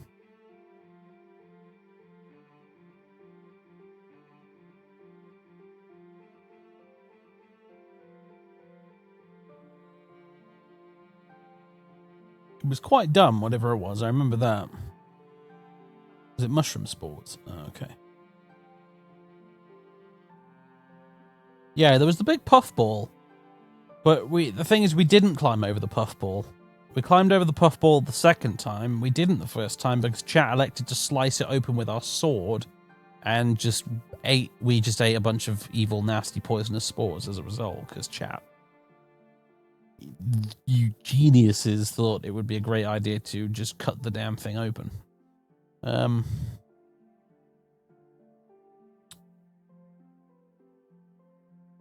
But Death Trap Dungeon, to be fair, is one of the hardest fighting fantasy books. It is just ball-crushingly unforgiving, that one.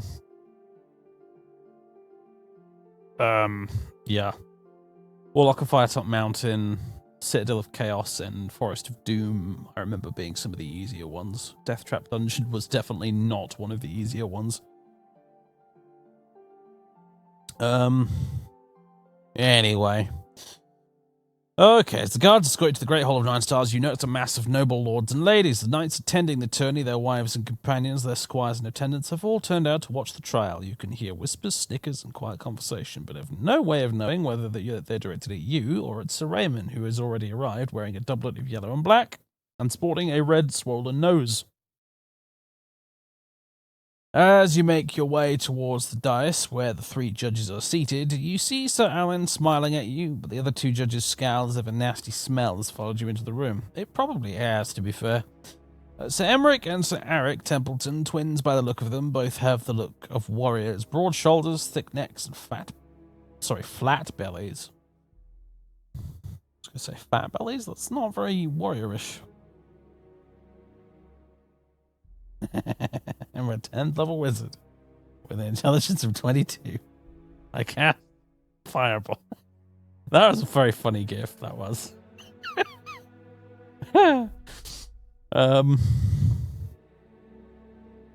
Yes. Some guys on one of the other Discords I'm on there thinking about starting up a D&D campaign. I'm very tempted to get in on the action because I've not played any D&D since 3.5, and I'd really quite like to give it a bash, but I don't necessarily want to have to be DM, so it's a perfect opportunity.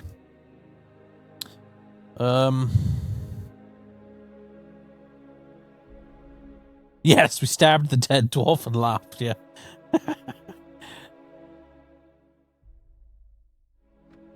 As the trial begins, judges decide if you judges ask if you have anything to say. You decide to. Again, I don't know what happens if you stay silent. Maybe you get your hand chopped off. I don't know. Demand a trial by combat.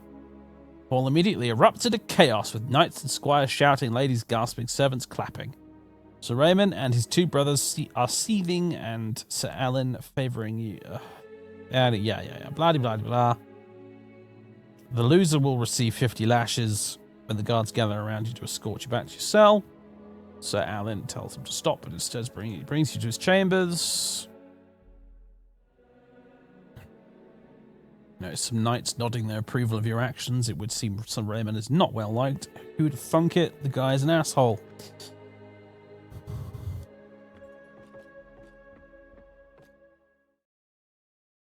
Humphrey, did you see the look on Raymond's face? That bastard got a surprise there, no denying it. But can you defeat him? I admit I know nothing about you except for your ability to hit knights right on the nose. Are you a knight yourself? Yes, I am. Definitely. Oh, well, that makes everything so much easier. A knight, really, splendid. Well, do you have your own armor, sword, helmet, horse? Well, either way, I'd be honored if you'd let me provide all you need. Humphrey, during the trial, did you notice how some of the knights and ladies seem to approve of your request? Sir Raymond is not well loved, and there's been stories. Peasant girls have complained before. Either way, I think that not only the small folk, but a great part of the nobles will be on your side during this fight. Why, you ask? Well, a knight is sworn to protect the weak. Remember those vows? Suppose so. Do you know the rules of trial by combat, Humphrey? The fight ends when either party yields or is killed, or when the accuser takes back his accusation, or when the accused declares himself guilty. You'll need to either kill Sir Raymond or force him to yield and withdraw his accusations. Very well. I don't imagine there's much more to say. The trial is tomorrow. I suggest that you get some sleep. Sir Raymond was never a great warrior, but he's not unskilled either. See. As you lie down to sleep, you bloody blah blah blah blah blah blah blah blah blah blah blah. Ooh, blood pudding. Yum. When you finish, the servants armor. Ask for the trial to be fought on horseback, starting with lances and fighting on foot. Great, cool. Walk to the tourney ground. Yeah, people cheering. Good stuff. So Raymond is standing ready, holding his weapon. Brilliant. Charge! And as it turns out, I am not, in fact, on a horse. And I have no helmet. Fucking brilliant game. Thanks very much.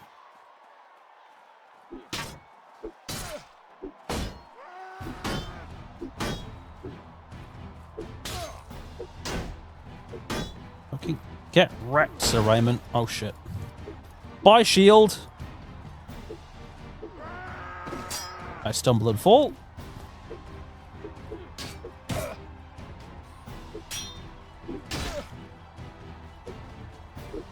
Okay, this is getting a little bit ropey. Very ropey, in fact.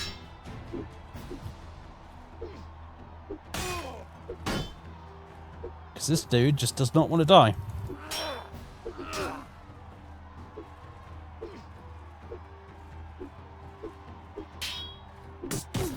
Fucking Christ, alright.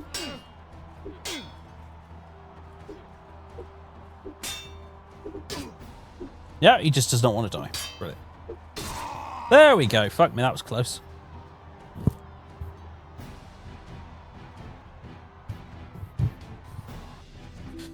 As Shiraman falls to the ground, the stands erupt in cheers, and the small folk surrounding the tourney grounds shout your name. Blood leaking through his armor, Shiraman gives a final sigh and then breathes his final breath. Uh-oh. Exhausted yourself and you motion for a servant to help you get out of your armor and back into some comfortable clothes. Suddenly, Sir Alan appears at your side, taking hold of your arm and dragging you off towards the woods. Still groggy from the fight, you can't make sense of what he's shouting. But then he points toward the castle gates. There, Sir Emmerich and Sir Arik are mounting their horses and grabbing swords, obviously intending to revenge their little brother. Sir Alan leads you towards the road leading towards Snakewood and tells you to make haste before the brothers can catch up to you. As a final gesture, with a broad smile on his face, he hands you a small bag filled with blinking coins. I bet a good amount on you defeating Sir Raymond and figured it was only just that you should have your share, he says. And we set out, and they catch up. And we're probably going to die now. Yeah, because I've got, like, no fucking health. But look! One of my longbowmen and my peasant woman is here. So we're great, aren't we? We're totally fine. This is not going to end horribly. Fighting against dudes on horseback is fucking scary. Best thing you can do, try and do is kill the horse, to be honest. Peasant lady is still alive. Don't think longbowman is, though. Alright, let's try and get into the rough ground here. So they're not charging at us at 100 miles an hour. Fucking never mind.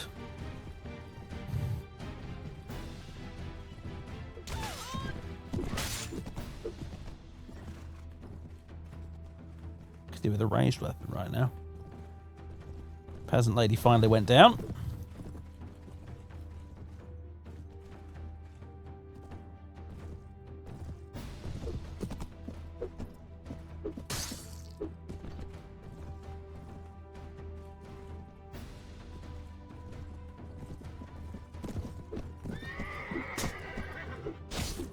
Stupid armored horse.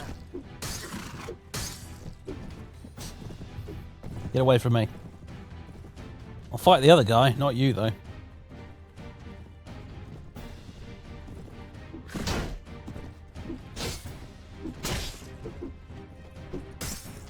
Fucking... This horse has got like 1,000,000 health. I forgot to equip my good sword as well, didn't I? I'm a moron.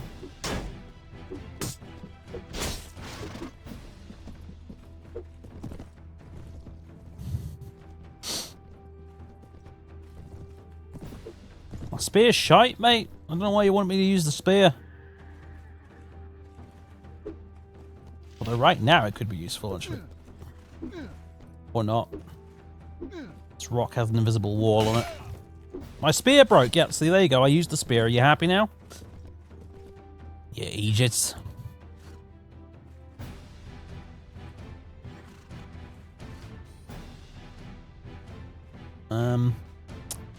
Gents. Oh, is one of them dismounted? I think he has.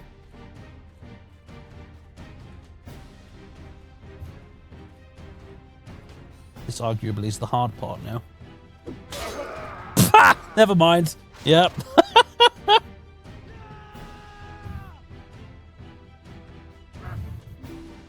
Sir Emmerich and Sir Arik smelled strongly of wine and ale and must have been more than a little drunk when you fell to the ground.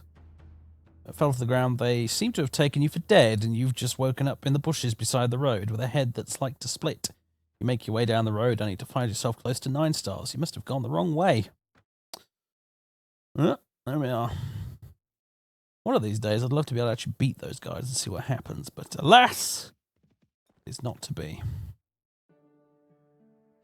So apart from the fact we have, like, no fucking health, we're actually not doing too bad. We got a bunch of coins, so we can at least feed and clothe our dudes.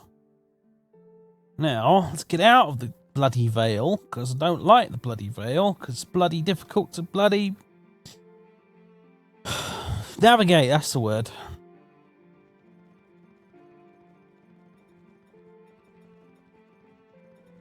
Oh yeah, equip the good sword, you're right. You're right. Good sword, now equipped.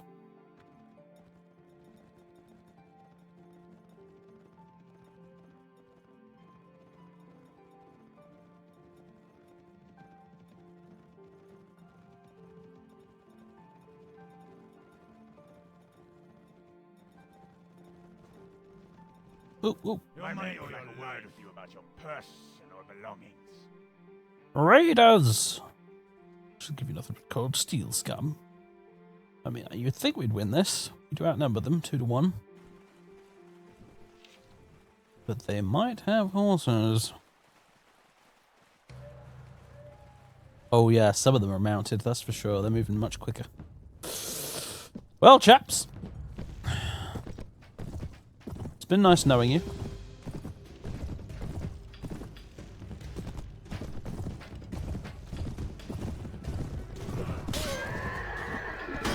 Fuck.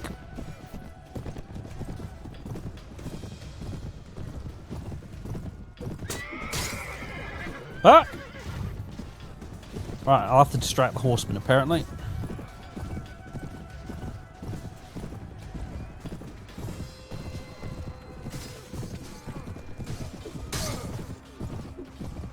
Fuck! There's a tree! There's a tree! Oh, I'm so screwed. I am going to die now. Yep, I am dead. Oh, and I'm now playing as some other dude. Okay, that's an interesting feature. You know, they might have some more fucking success playing as someone else. Oh yeah, get wrecked. I've got a really good spear.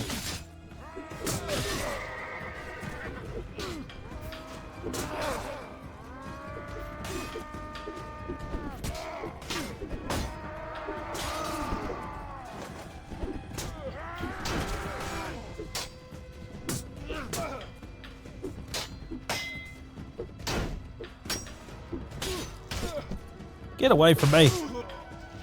Alright, never mind. Someone else.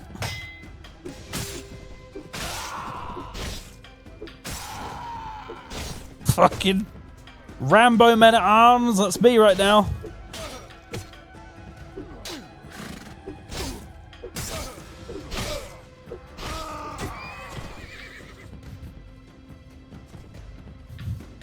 Someone wake the boss up. What have we got here? Some sort of spear with like a cutting edge on it? Interesting. I like it. Let's fucking chop the head off that horse, basically, there.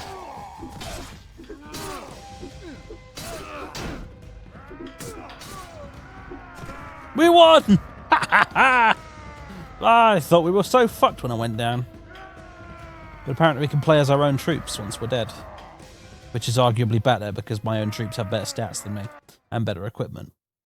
But yes, very nice. Welcome to the party, gentlemen. I want a caravan master as well, sweet. Share it with the men. Ooh.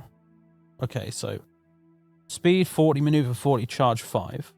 200 hit points. Speed 30, maneuver 50, charge 5, 205 hit points. Armor 10. Speed 30, maneuver 35, charge 20. Ooh.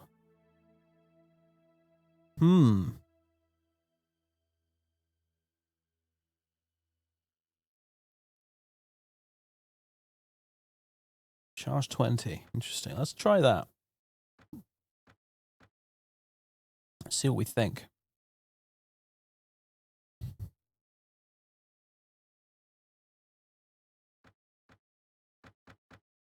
Backup axe. Why not? And we've leveled up. And also some of our dudes can upgrade. Veteran longbowman. Nice. Stormlander Vanguard. What's that when it's a home? Ooh, okay.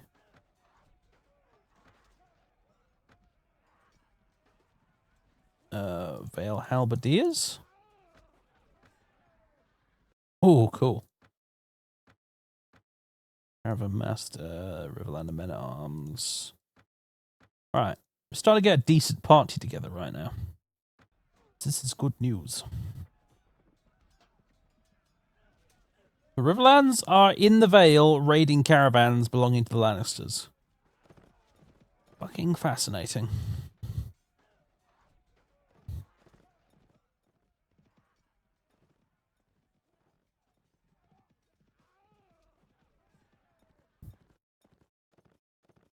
That's a good question. Clams.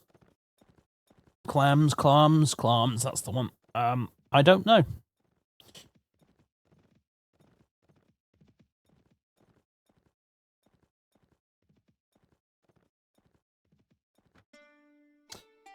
Let's see. Strength. Shield. One-handed.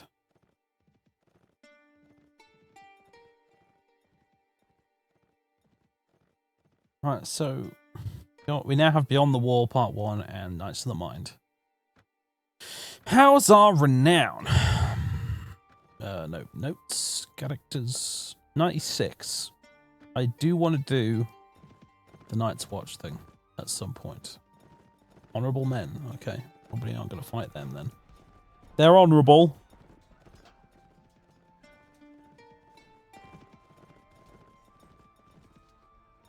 There's some outlaws. Cogwater.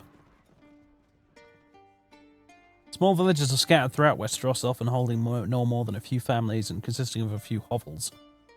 The life is hard, and a long winter will leave many of them deserted come spring.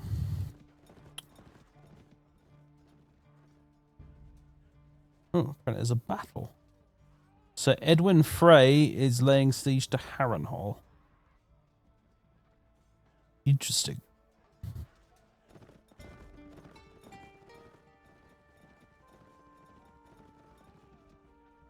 Outlaw campaign. Ooh.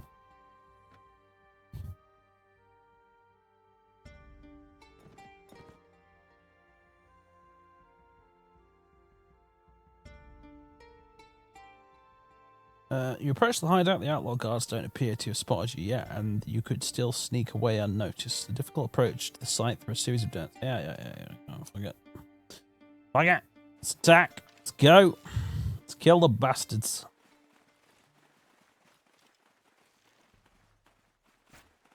Really, dude? You're gonna shoot from all the way up there? Alright, fine.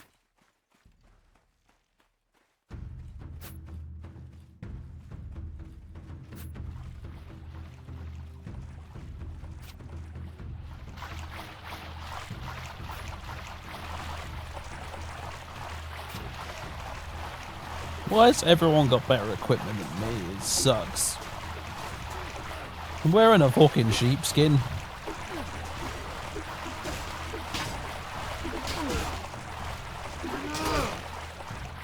You know what, mate? I'm gonna use my fucking axe. With no reach on it.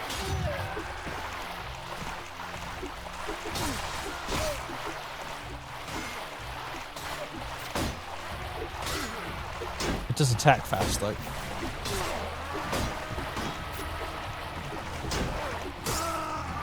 Fuck's sake!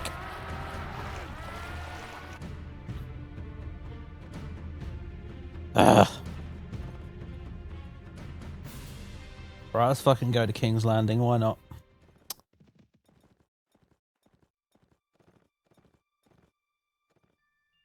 Hang around in a tavern for a while. Hello, it's Tywin Lannister. Oh, there's a tournament apparently. Great, and I have no health.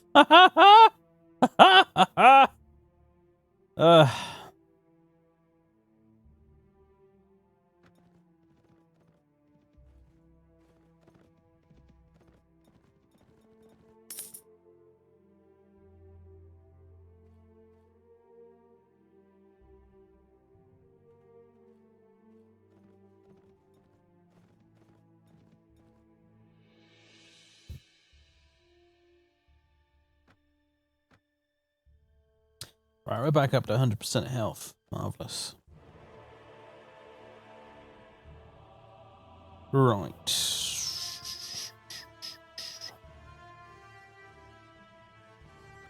Let's find the arena for shits and giggles, just to say we've done it. In King's Landing.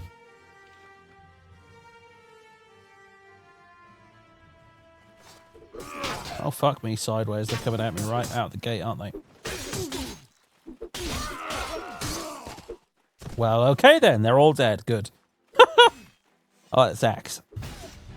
Axe is good.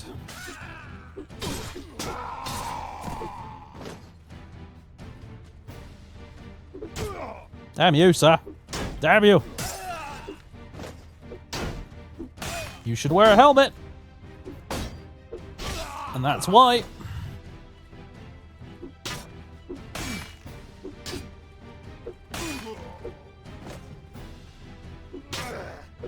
You got some fancy armor.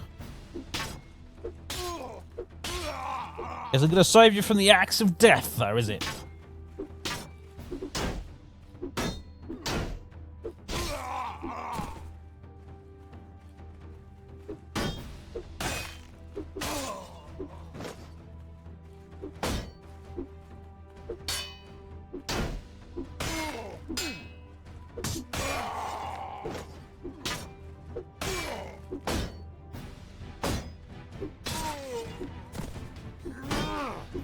These dudes without helmets.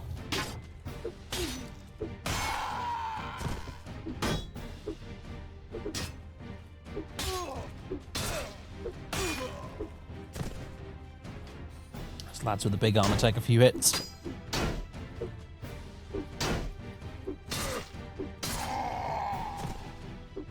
Crossbowman, you definitely need to die a painful death.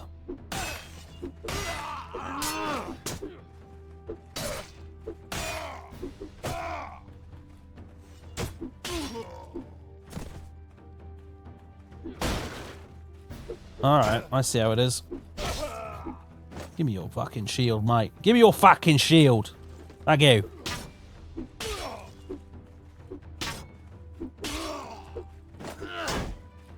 You got an interesting helmet.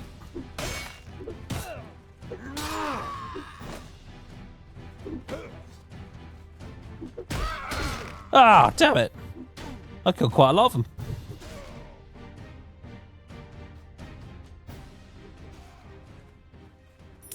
I will take my 60 coins. Thank you very much. Marketplace. Arms merchant. Take all of my things. I will keep Stubborn Garen. Get rid of that. And these. Actually, do I want to keep the Battered Lannister helmet? No, I can't use it, so fuck it.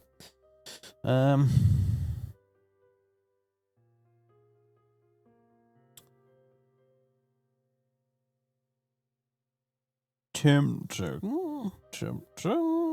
Not that tempting though, actually, because it's much better. Oh god, really, dude?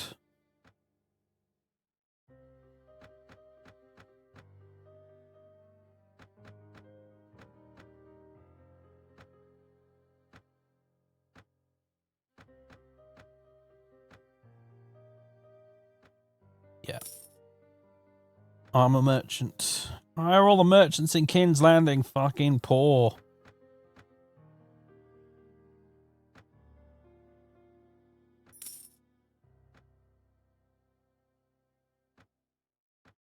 Where's the armor merchant? Got anything good?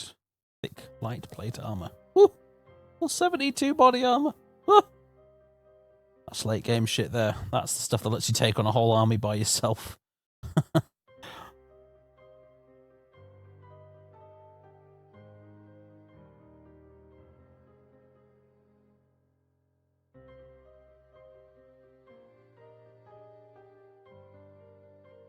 Despite the fact that I'm basically wearing a sheepskin, it's actually a very good sheepskin. It is difficult to find something that's better. Not even that is better. Thick, heavy leather jerkin. Gives you some extra head armor, but aside from that, it's still not as good. A thick sallet. I can't wear it because it requires strength 14. For Christ's sake. So does that. Get that. That's a slight upgrade. Thick cuirass. I could bloody afford that as well. I just don't have enough strength. That's kind of annoying.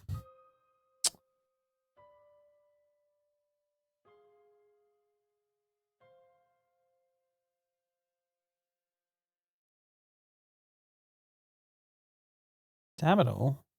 What is with the strength requirements in this mod? They are nuts. They are super fucking unforgiving. Oh well. Anyone calling the tavern?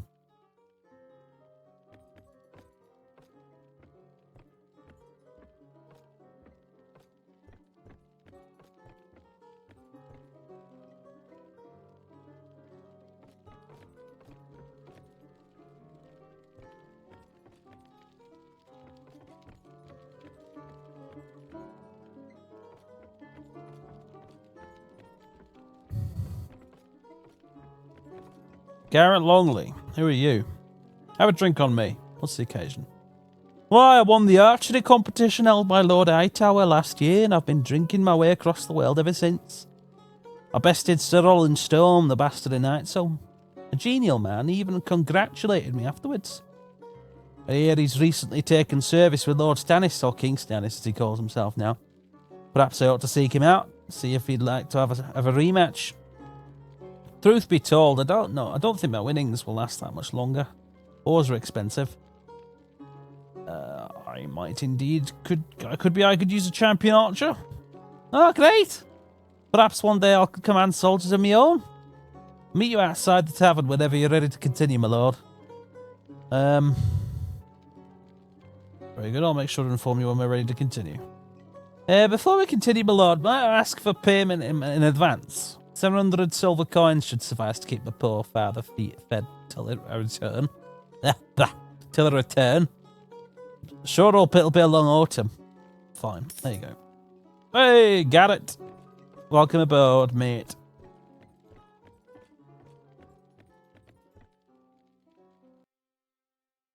Why is he Welsh?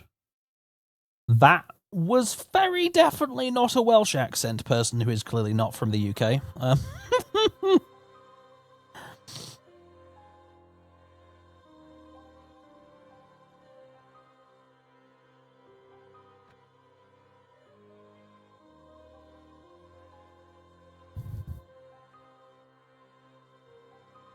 I didn't sound like Scotty either.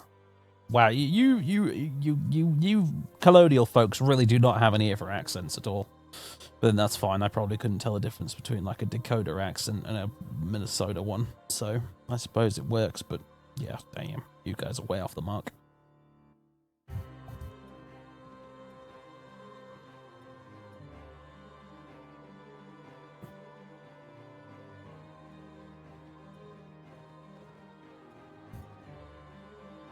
Northern English? Well, technically yes, but that's a bit like saying I live in Europe. Yeah, a bit more specific than that. I was attempting a Scouse accent, but in reality it kind of wavered a bit between that and Brummie. So that's Liverpool and Birmingham. I genuinely don't know if this is the case in America or not, but over here, England is a very small country, and yet we have a very, very large quantity of accents. Literally in this country, towns have accents. Outside of California, Valley, the South, East Coast cities, the US really does not have accents. Well, here's the thing. Like, I can go down the road to Corby, and they have a different accent to what I speak here in Kirin. You know, go to Northampton, and they speak different there. Like, in American terms, Manchester and Liverpool are right fucking next door to each other. In fact, in any terms, they're right next door to each other. They're literally like fucking few miles apart. They're right next to each other, Liverpool and Manchester, and yet they both sound totally different.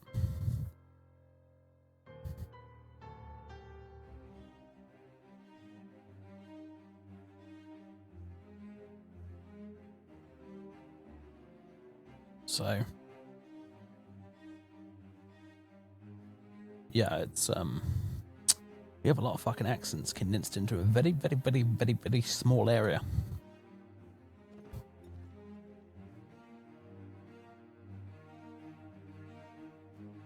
No, to be fair, the accent was garbage, but anyone from the UK would have at least got what I was attempting to do.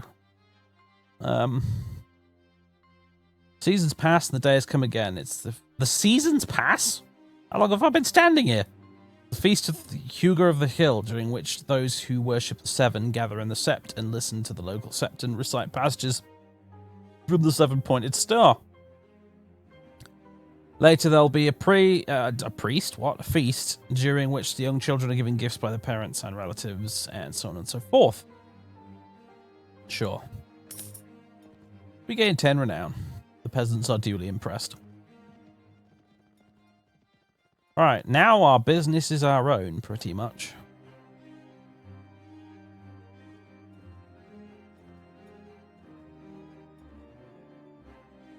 So we could just wander around bashing bandits on the head. Which might be a good idea to do for a while. Alternatively, we could go find a lord and join his army. And I was thinking of going to join old Stannis the Manus over there, so...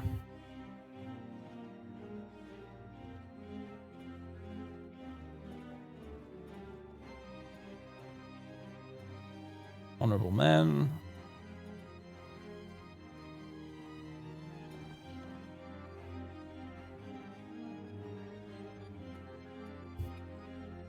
Yeah, I know, right? It's bloody inconsistent with the old money, isn't it?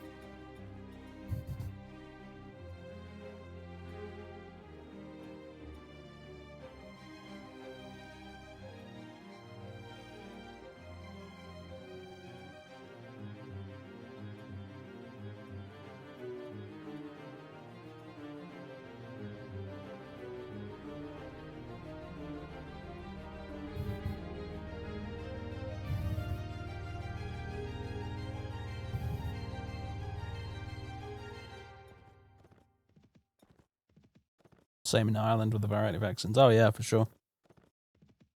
I'm not sure I'd be able to tell what some of them were by listening. Although I think I can tell a Dublin accent from a Cork accent from a Belfast accent, at the very least. Those are I think that's the basics, really.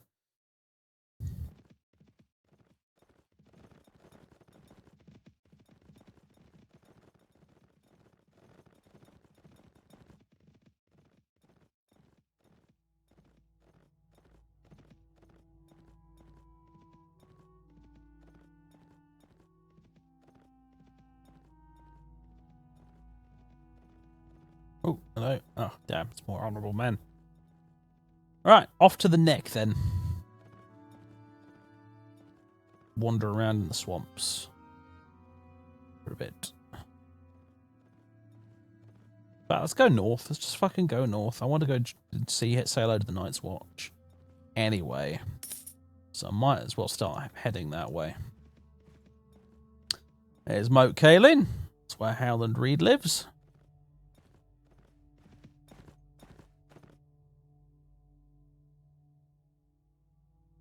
As you can see, it belongs to the north.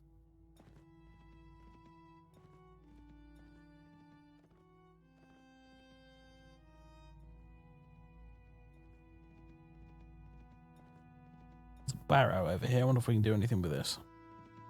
Don't think we can. If it's already showing up on the map, I don't think we can do anything with it. Oh no, never mind. Can explore the old barrow. At midnight, no less. Except it seems to be not midnight right now.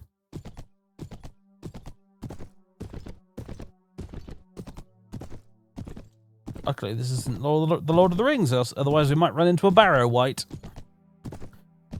That is a whole fucking thing in the Lord of the Rings novels that just does not happen in the films at all.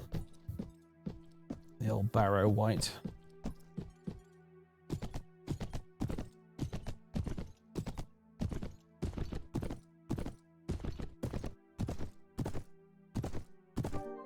These stones make up the barrow old and crumbling, having stood for thousands of years. The wirewood, too, looks like it might be thousands of years old. There's a wirewood? Is that this? The old stone is huge and crumbling, with lichen and decay evident everywhere. Something appears to have been carved into the surface a long time ago. It reads, "May he stay lost and forgotten." Ooh. May who stay lost and forgotten?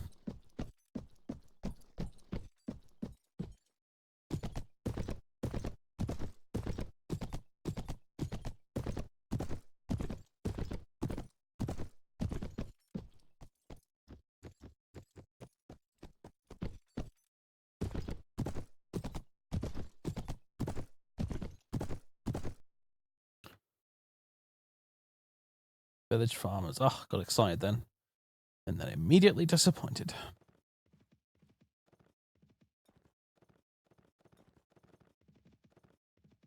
Lord Roderick Riswell's party. Frozen Ford. Anyone want to join? Yeah, we've got northern levies now. Just to add to the eclectic mix.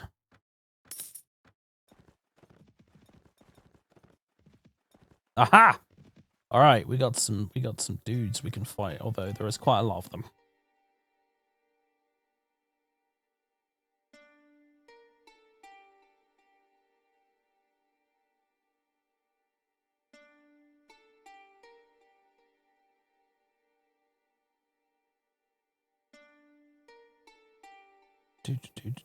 Tom Bombadillo. Oh yes. Tom Bombadil does not indeed does not happen in the films. I don't have any problems with that, to be honest with you, but I honestly don't have any problems with the movies. But the books are good too.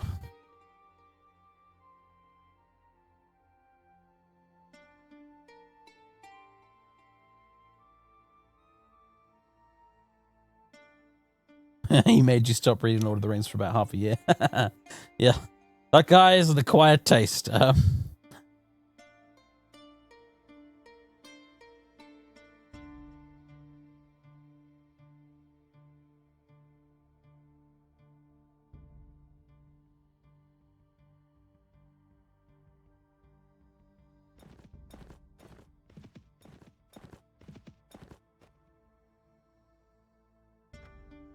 Right. 20 versus 20. But I've got an extra horse, and some of my guys are actually half decent.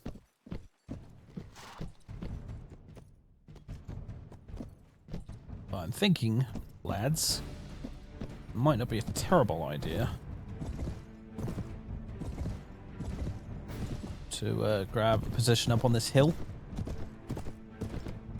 Yeah, probably a very good idea. You can actually see them coming!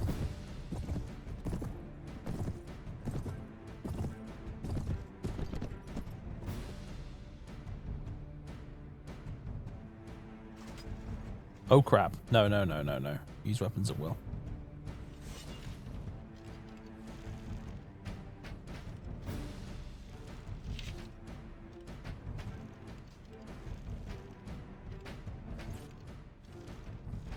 Do have a veteran longbow in here somewhere.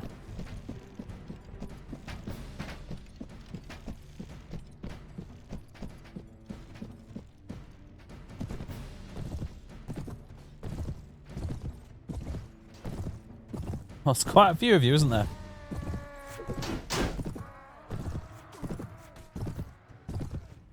Well, yep. Feel free to chase me around while getting shot at by arrows. That works.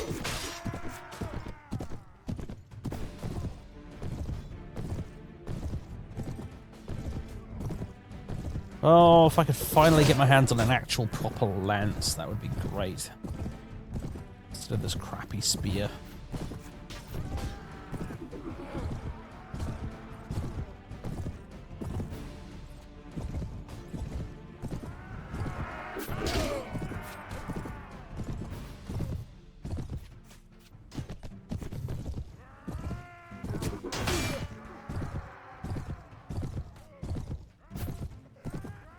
Archers, please don't shoot me.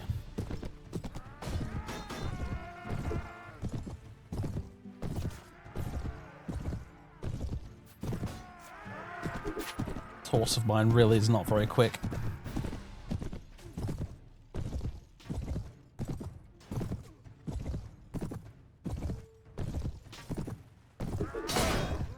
Spear broke. Away.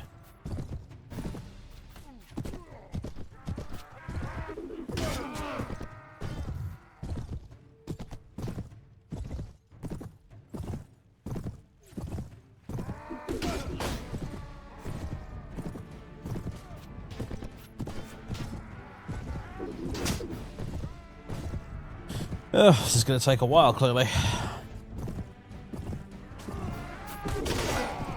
Hey, I got somebody. I think I stabbed him right in the head.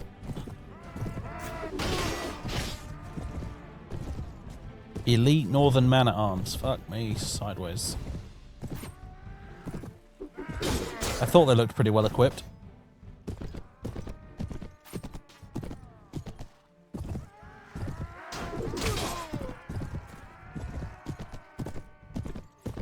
This sword is clearly much better than the old one. Oh, it's definitely better than the old one.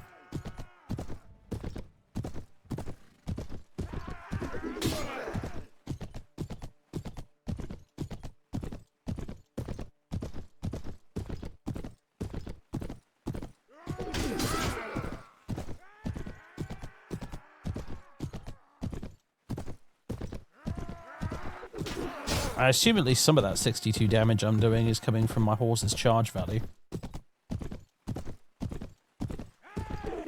My poor horse, which unfortunately now is injured enough that it can't even gallop. It could just sort of canter around the place.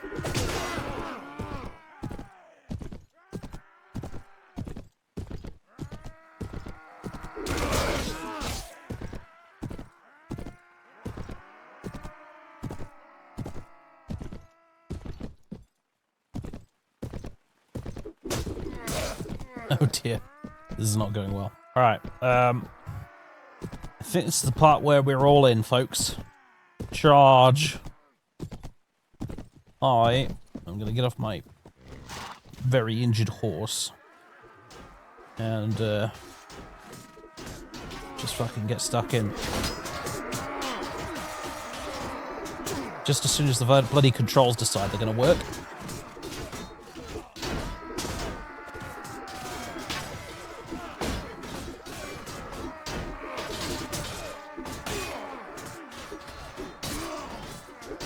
Got one! Bloody got one! Oh wait, it's our friend Garrett. How do, Garrett?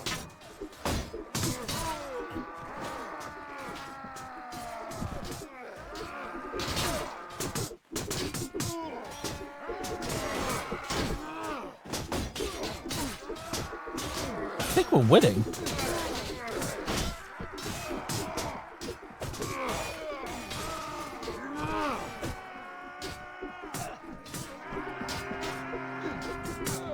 Fucking hell, I cannot get any hits in here.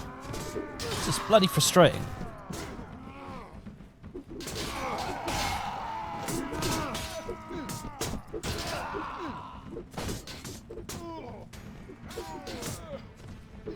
Somebody let me fight someone! Fucking hell. Finally.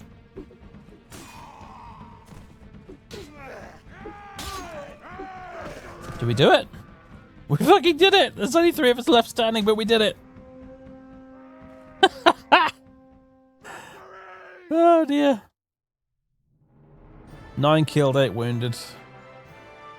We got a lot of them. Thick chainmail hauberk. That is not fucking bad. Unfortunately, I cannot wear it. Although I got an even better sword. That is not bad at all. A battered heraldic ashwood kite shield.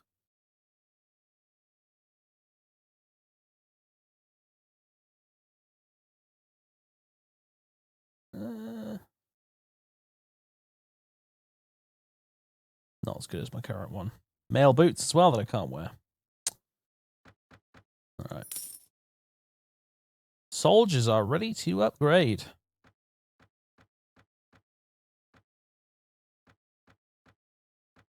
Northern levies. Northern men at arms, I suppose, because like they're pretty fucking good apparently.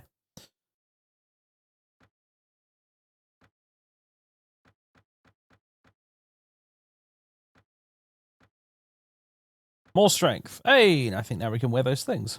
We could probably do with some like wound treatment and stuff like that. Yeah, let's get a point in surgery.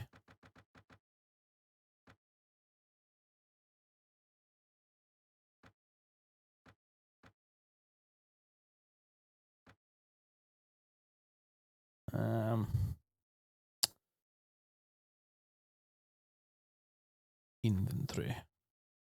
Requires 16. Oh, we can wear these boots at least. Hooray. I'm gonna keep sticking with this lame Corsa for now. But I'm not overly impressed with it, I must admit.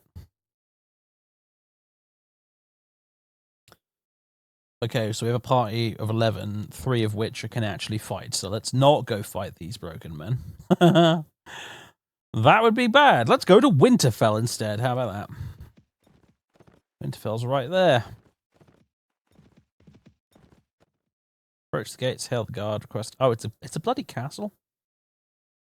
Not a town. See the banner of King Robb Stark of the North over the castle gate. Let's take a walk around then. See if it's just a random-ass castle, if they're actually bothered to, like... try and... Ooh, boy, textures. Guys. What's going on here?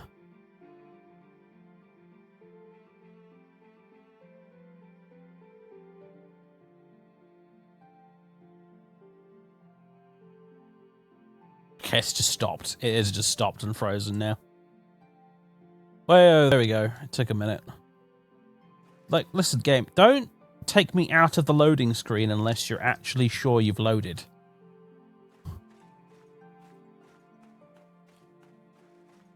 Well, there it is. It's not a bad rendition, is it, really? Just the Godswood over here. By Jingo, it is!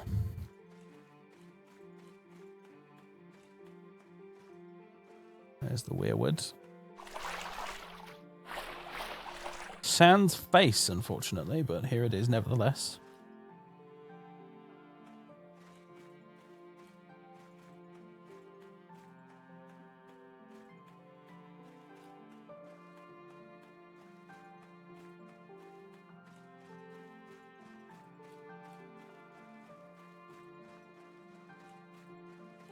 Yeah, I kind of didn't really see the point in sending one lone cavalryman out by himself to attack those guys, though.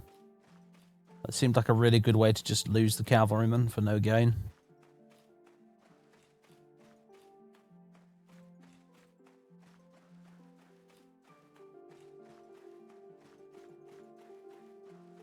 Ooh, look, floating mushrooms. See, the mushrooms can float in midair. Why not Arya, eh?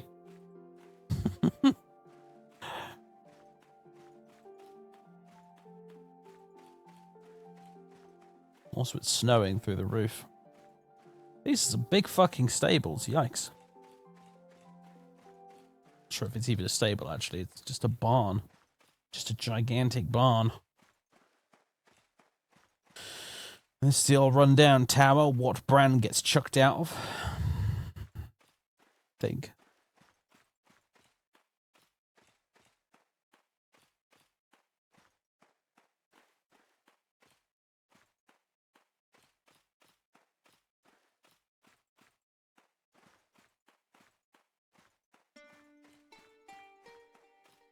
Lame horses can be healed if they are left in your inventory while having wound treatment. I didn't know that. I thought it was just a, quality marker. Yeah, but I don't think I have wound treatment, so... Indeed, I do not. So I have a party member with wound treatment. Like Garrett, for example, who is himself wounded. I can't talk to him right now and find out, but... oh, actually, no, it says on the screen, doesn't it? I'm free... Okay, Garrett doesn't provide me with any skills. Any party skills whatsoever. Fucking brilliant. Useless bastard. He was very cheap, though.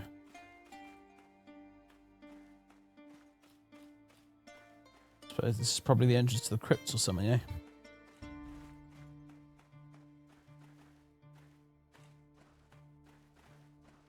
Oh, hello. A farmer and prison guard. If you have a need for troops, me and one of my mates are looking for a master. We'll join you for 56 coins. Right. Door to the dungeon. Ah, the dungeon.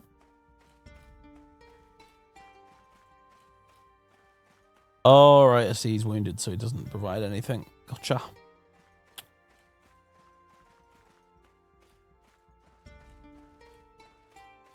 Ooh, let's go up on the wall, see what the view's like. Shit. Sorry. Didn't mean to draw my sword. This is a very empty castle, by the way.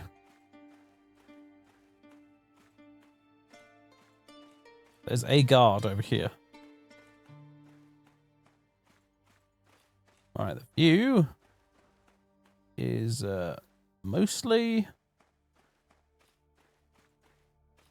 just snowy hills.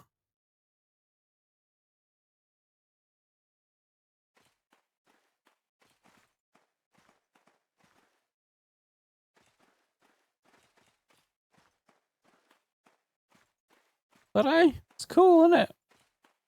I'm running around Winterfell. I dig it. I like to think this is the book version of Winterfell, since it doesn't look like the TV show one.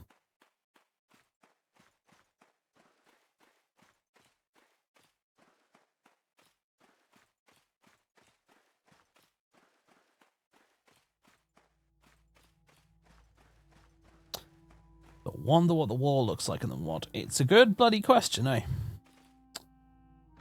Go to the Lord's Hall. Also, Rob does not have red hair. Interesting. He's supposed to. It's Old Nan! I'm Old Nan. I tell stories. Would you like to hear one? Can you tell me about the Night's King? In the age... Oh, yes, this is the book version of the Night's King. In the age of heroes, the Night's Watch chose their 13th Lord Commander. He was a fearless warrior, bold and brave. Once, when walking the wall, he saw a beautiful woman on the other side. Her skin was pale as snow, and her eyes burned with a blue glow. Lesser men would have felt fear, but he was without such, and he met her at the edge of the woods. And there they made love, though her skin was cold as ice. She's a White Walker. When he gave his seed to her, he also gave her his soul. After their union, he brought her back to the Night Fort, and there he declared himself king, and her his queen, and he ruled the Night Fort as his own castle for 13 years. Using vile sorcery, he bound the men of the Night's Watch to his will and made them do his bidding. During those dark years, horrible atrocities were committed. In the end, the king in the north and Joramun, the king beyond the wall, joined their forces and brought down the Night's King, freeing the men of the Night's Watch from his hold on them. When the two kings searched the Night Fort, they found that the Night's King had been sacrificing to the others. The kings never spoke of what they saw, but it was decreed that the name of the Night's King may never be spoken again by a living man. There are many tales about who the Night's King was. Some say a Bolton, other mentions the Umbers. Don't you believe them? The man who became the Night's King was born here in Winterfell, the younger brother of the same king in the north who killed him. Goodbye, old man.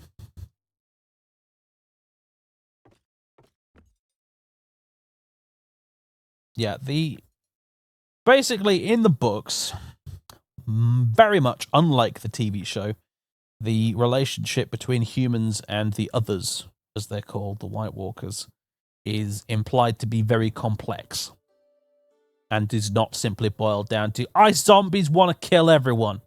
It's actually quite complicated, it seems, although it's all a little bit of a mystery.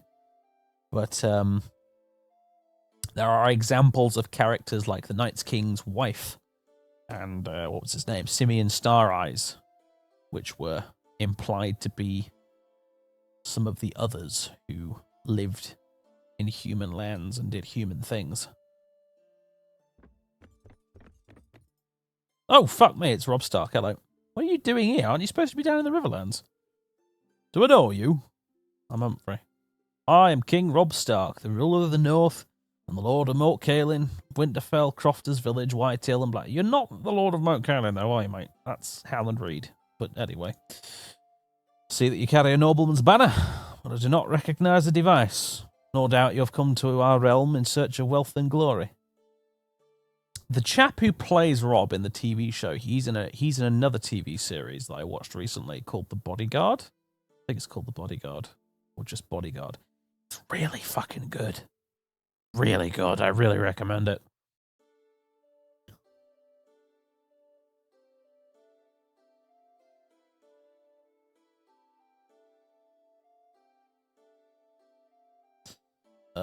Do you have any tasks for me? How can I serve you? I'd like to join your retinue. Tempting, honestly, but no. Must beg my leave, my lord. Bye, old Nan. I liked your story. It was very good.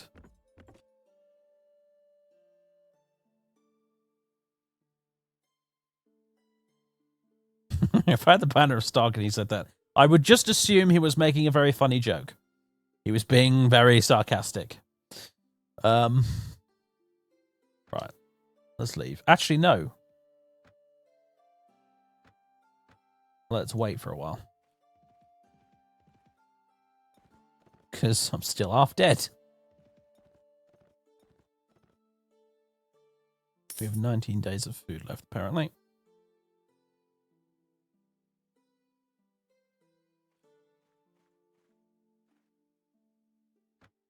Right, we healed up now. We are good. Crofter's Village. Do you have some salt? Fuck yes, 6 of the buggers. Nice. You lads know we're going north and not south, right?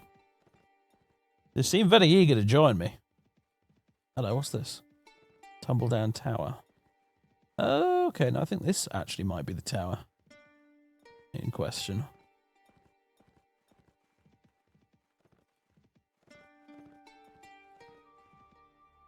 You arrive at the ruins of Tumbledown Tower. The tower is cracked and has been abandoned for a long time.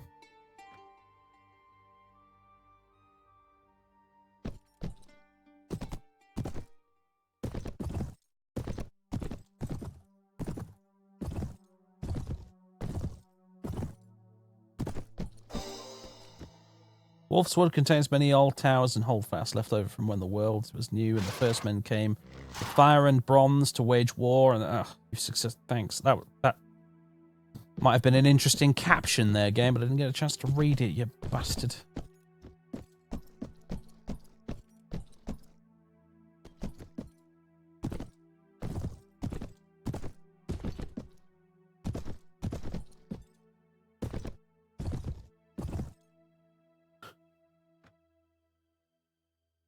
Right. Branch Hall. Let's go to Branch Hall.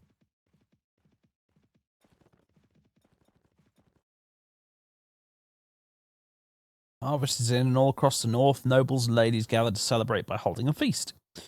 The Harvest Feast is an annual chance to visit distant relatives, scheme with other lords, court young maidens, dance a merry jig, gorge yourself on fine food and drink yourself into oblivion. You decide to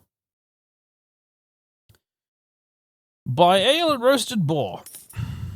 We gained 5 renown. And a tasty boar it was. Okay, we have bandits here. 22 outlaws. Leave. I don't know if I can take these guys.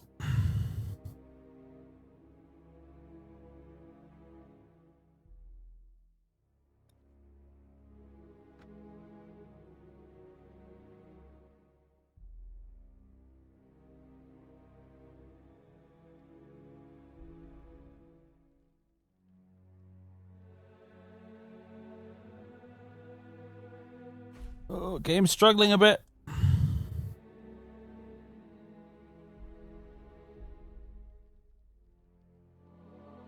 It's struggling a lot. Come on, game, you can do it. You can do it. You can do it. Just believe.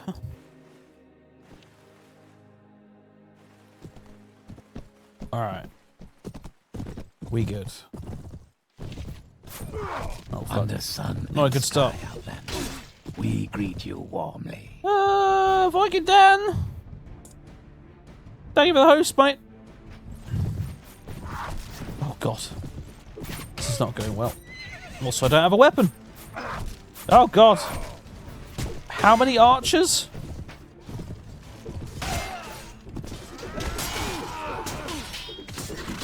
I sorry, chaps, out of my way.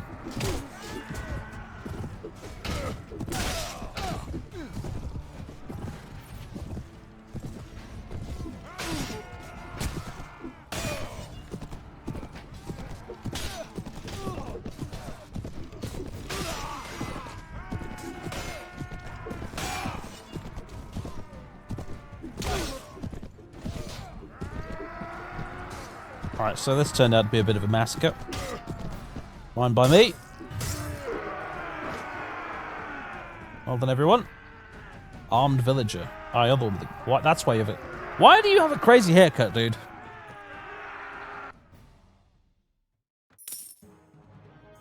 In a battle worthy of song, you and your men drive the bandits out of the village, making it safe once more. The villagers have little left in the way of wealth after their ordeal, but they offer you all they can find. No, refuse, stating that they should use these. They need these items more than I do. I might get renown. I don't think I did, but never mind. Recruit soldiers. Hey, nice. Soldiers ready to upgrade. Boo! Yes, yes, do it. Do it. Come on. Woo! Where? Who? You. No. You. Or Northern Men at Arms. Because they're pretty good.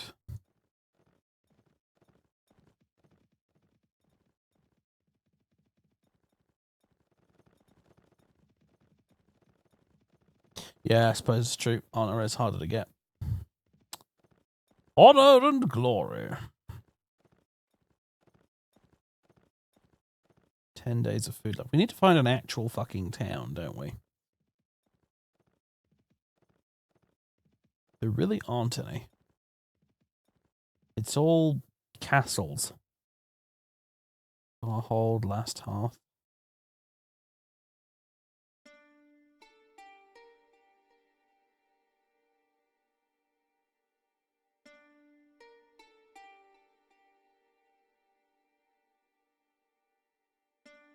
Onward. White Harbour is the city. Ah, yeah, so it is. I think we can buy from villages, to be fair.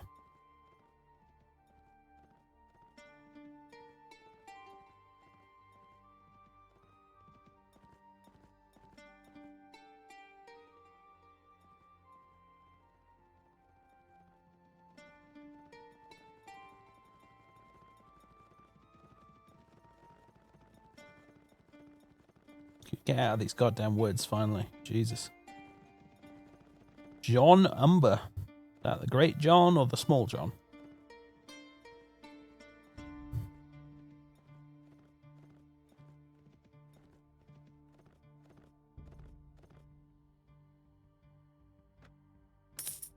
Buy supplies from the peasants. Brilliant. Here we go. But wait, hang on. Like, guys, why do you have fine Mirish carpets? But no food. Like, this pumpkin is not technically a food.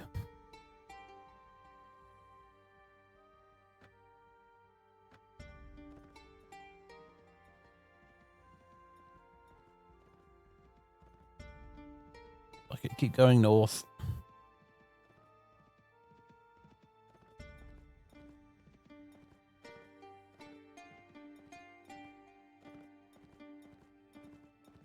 Might still be crawling with wildlings, but we just need to go a bit further north.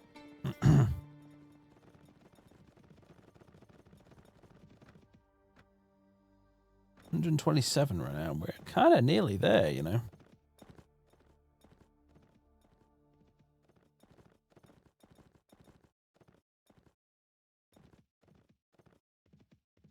Some of the cities. 3 cities in Essos are okay. Homestead's abandoned. Queen's Crown.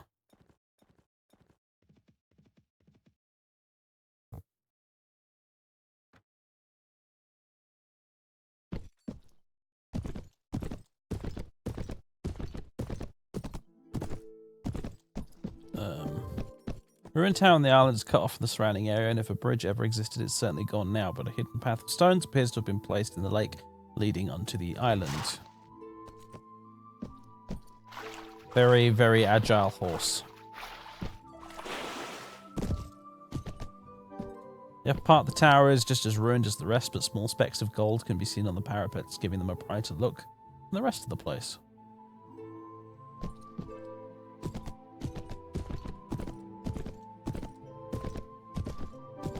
The inner part of the tower is filled with rotten leaves and mushrooms. It's clear that no one's been here for a very long time.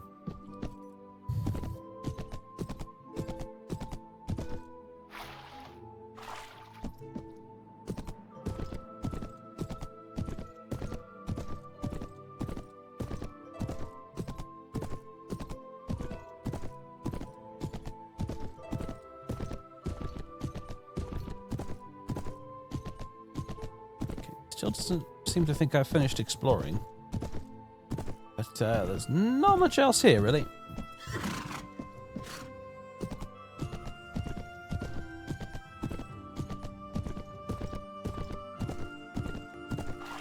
Uh-oh, music's skipping. CD player's broken, guys.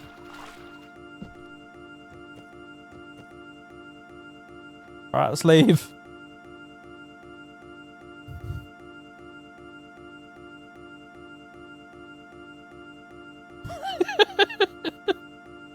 Oh dear.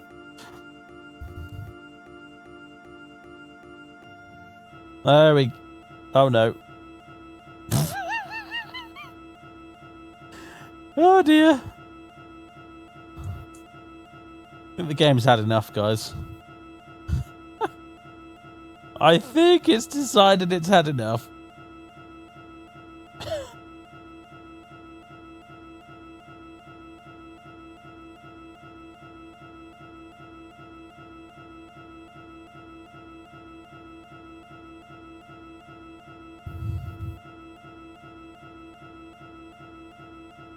Yeah.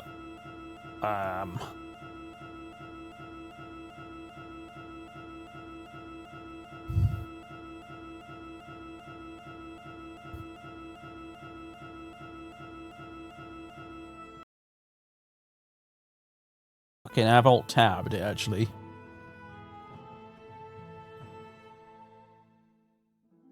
Start playing the music again. However, I can't seem to get back in. Okay, now Windows Explorer is not responding, apparently. Fuck me sideways. What's going on?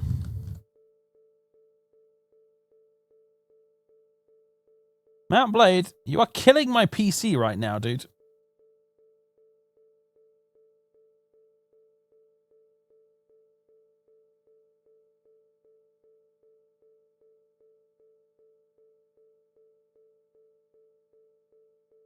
I can't even kill it with Task Manager. I just tried to kill it with Task Manager, and now Task Manager is not responding. Holy shit!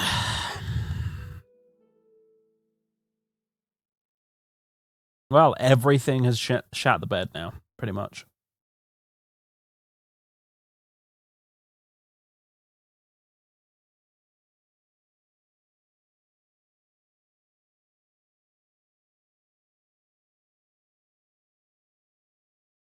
All this is doing is reminding me of the fact that I probably need to get a new PC one of these days. Not gonna fucking reboot Explorer.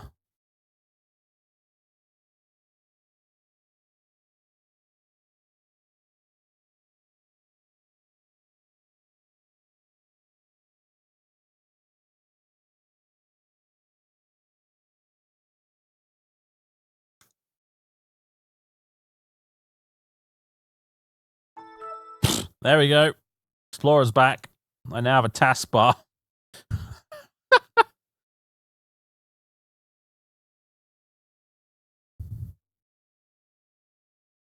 I shouldn't be having bloody...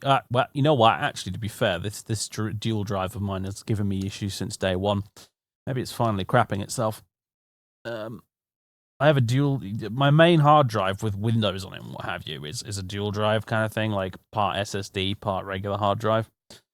And the regular hard drive part of it has always given me annoying issues. It had problems with like loading sounds and stuff in video games for ages.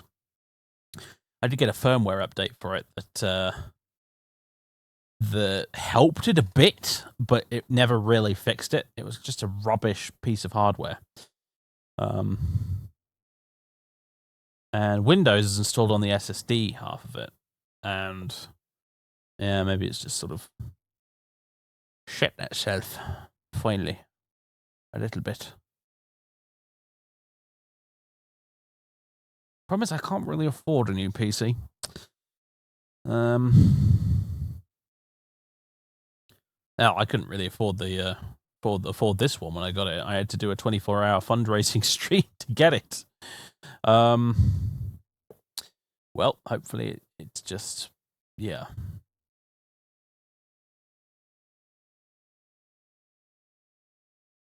Hopefully it's not too serious right now. I mean, well, to be honest, like, worst case scenario, I guess I just get a new main hard drive, big fat SSD, plant Windows on it, because most of my stuff is installed on other hard drives. I've got a few externals and another internal one, and so actually just getting rid of that main one and replacing it wouldn't actually be that big a deal. I'd finally be able to play Kingdom Come Deliverance again because I'd have an SSD big enough to actually fucking put it on. And the Bard's Tale as well, actually. Come to think of it, Bard's Tale 4.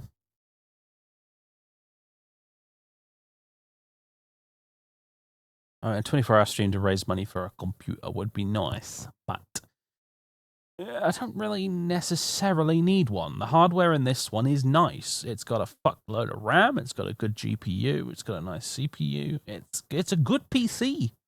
It's a good PC. It's even got a really nice tower as well. It's got a really efficient airflow. So, yeah. I don't really want a new PC. This isn't like, you know, early mid-2000s where you had to buy a new PC practically every couple of years just to fucking keep up with the video games that were coming out. It's not like that anymore.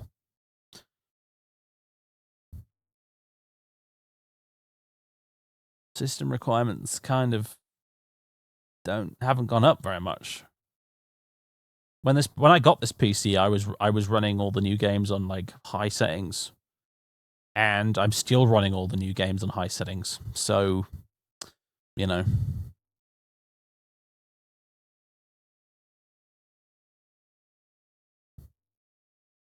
Pick of Bobby B with maximum laser eyes. That's what it needs. Yes. Not that it doesn't have a few issues, admittedly, this PC. It does occasionally misbehave. The latest thing it started doing is randomly just deciding I can't access like 90% of all the websites in existence, and it stops loading images on Discord. And the only way to fix it is to reboot the PC. Like nothing seems to sort it out. Like I try flushing the DNS cache. Doesn't work. I change network adapters. Doesn't work.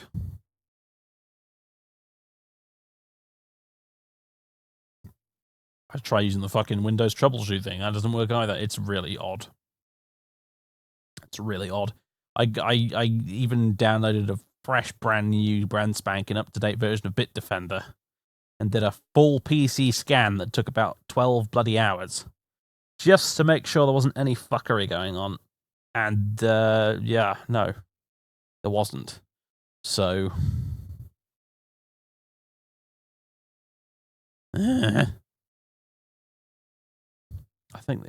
think you folks might be onto something with the old hard drive. I think the hard drive might be having a bit of a senior moment. Might see if I can defrag it. I haven't defragged it in a while. Maybe that'll help. Anyway, I think we're done for this evening regardless. So, thank you very much, everybody. Let me see if there's anyone we can go raid. I don't know if there really is on a Monday, to be honest, but fuck it, let's see. I don't know if there really is on a Monday. Nope, just my own echo. Alright then, well. Darvely much, Fox. I'll see you on Wednesday, probably.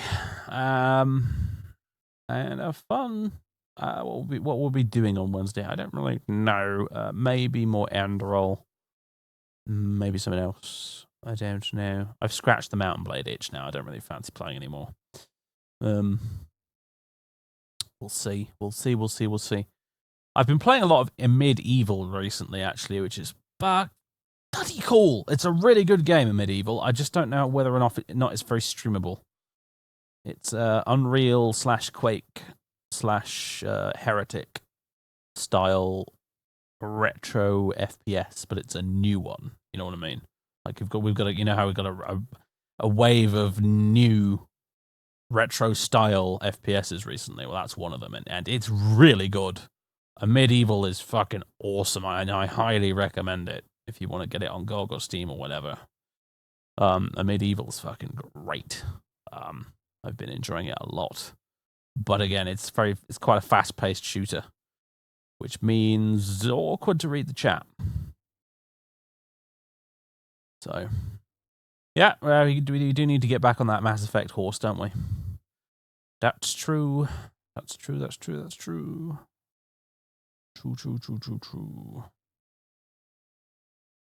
I haven't played a strategy game in a little while now either. Actually, I could do with some strategy gaming back in my life again. I'm starting to think I might as well make a start on Warcraft 3 rather than just sitting here still twiddling my thumbs waiting for the remaster. But the thing is, you can guarantee if I do decide to do it, that'll be the day the remaster comes out, and I'll just be like, gits. So I don't know. I don't know. I'll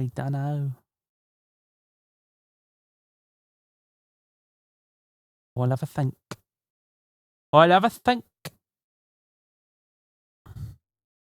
Maybe it's Dawn of War, actually. I did start a Dawn of War Soulstorm campaign recently. There's the old Sisters of Battle, because I'd never played as them before in Dawn of War. So I decided to do a Sisters of Battle campaign, and it's been alright. Haven't streamed it or anything, though. Anyway, I'll have a think. And whatever happens, folks, probably see you on Wednesday. So, cheers, my dears. Catch you next time. Toodaloo.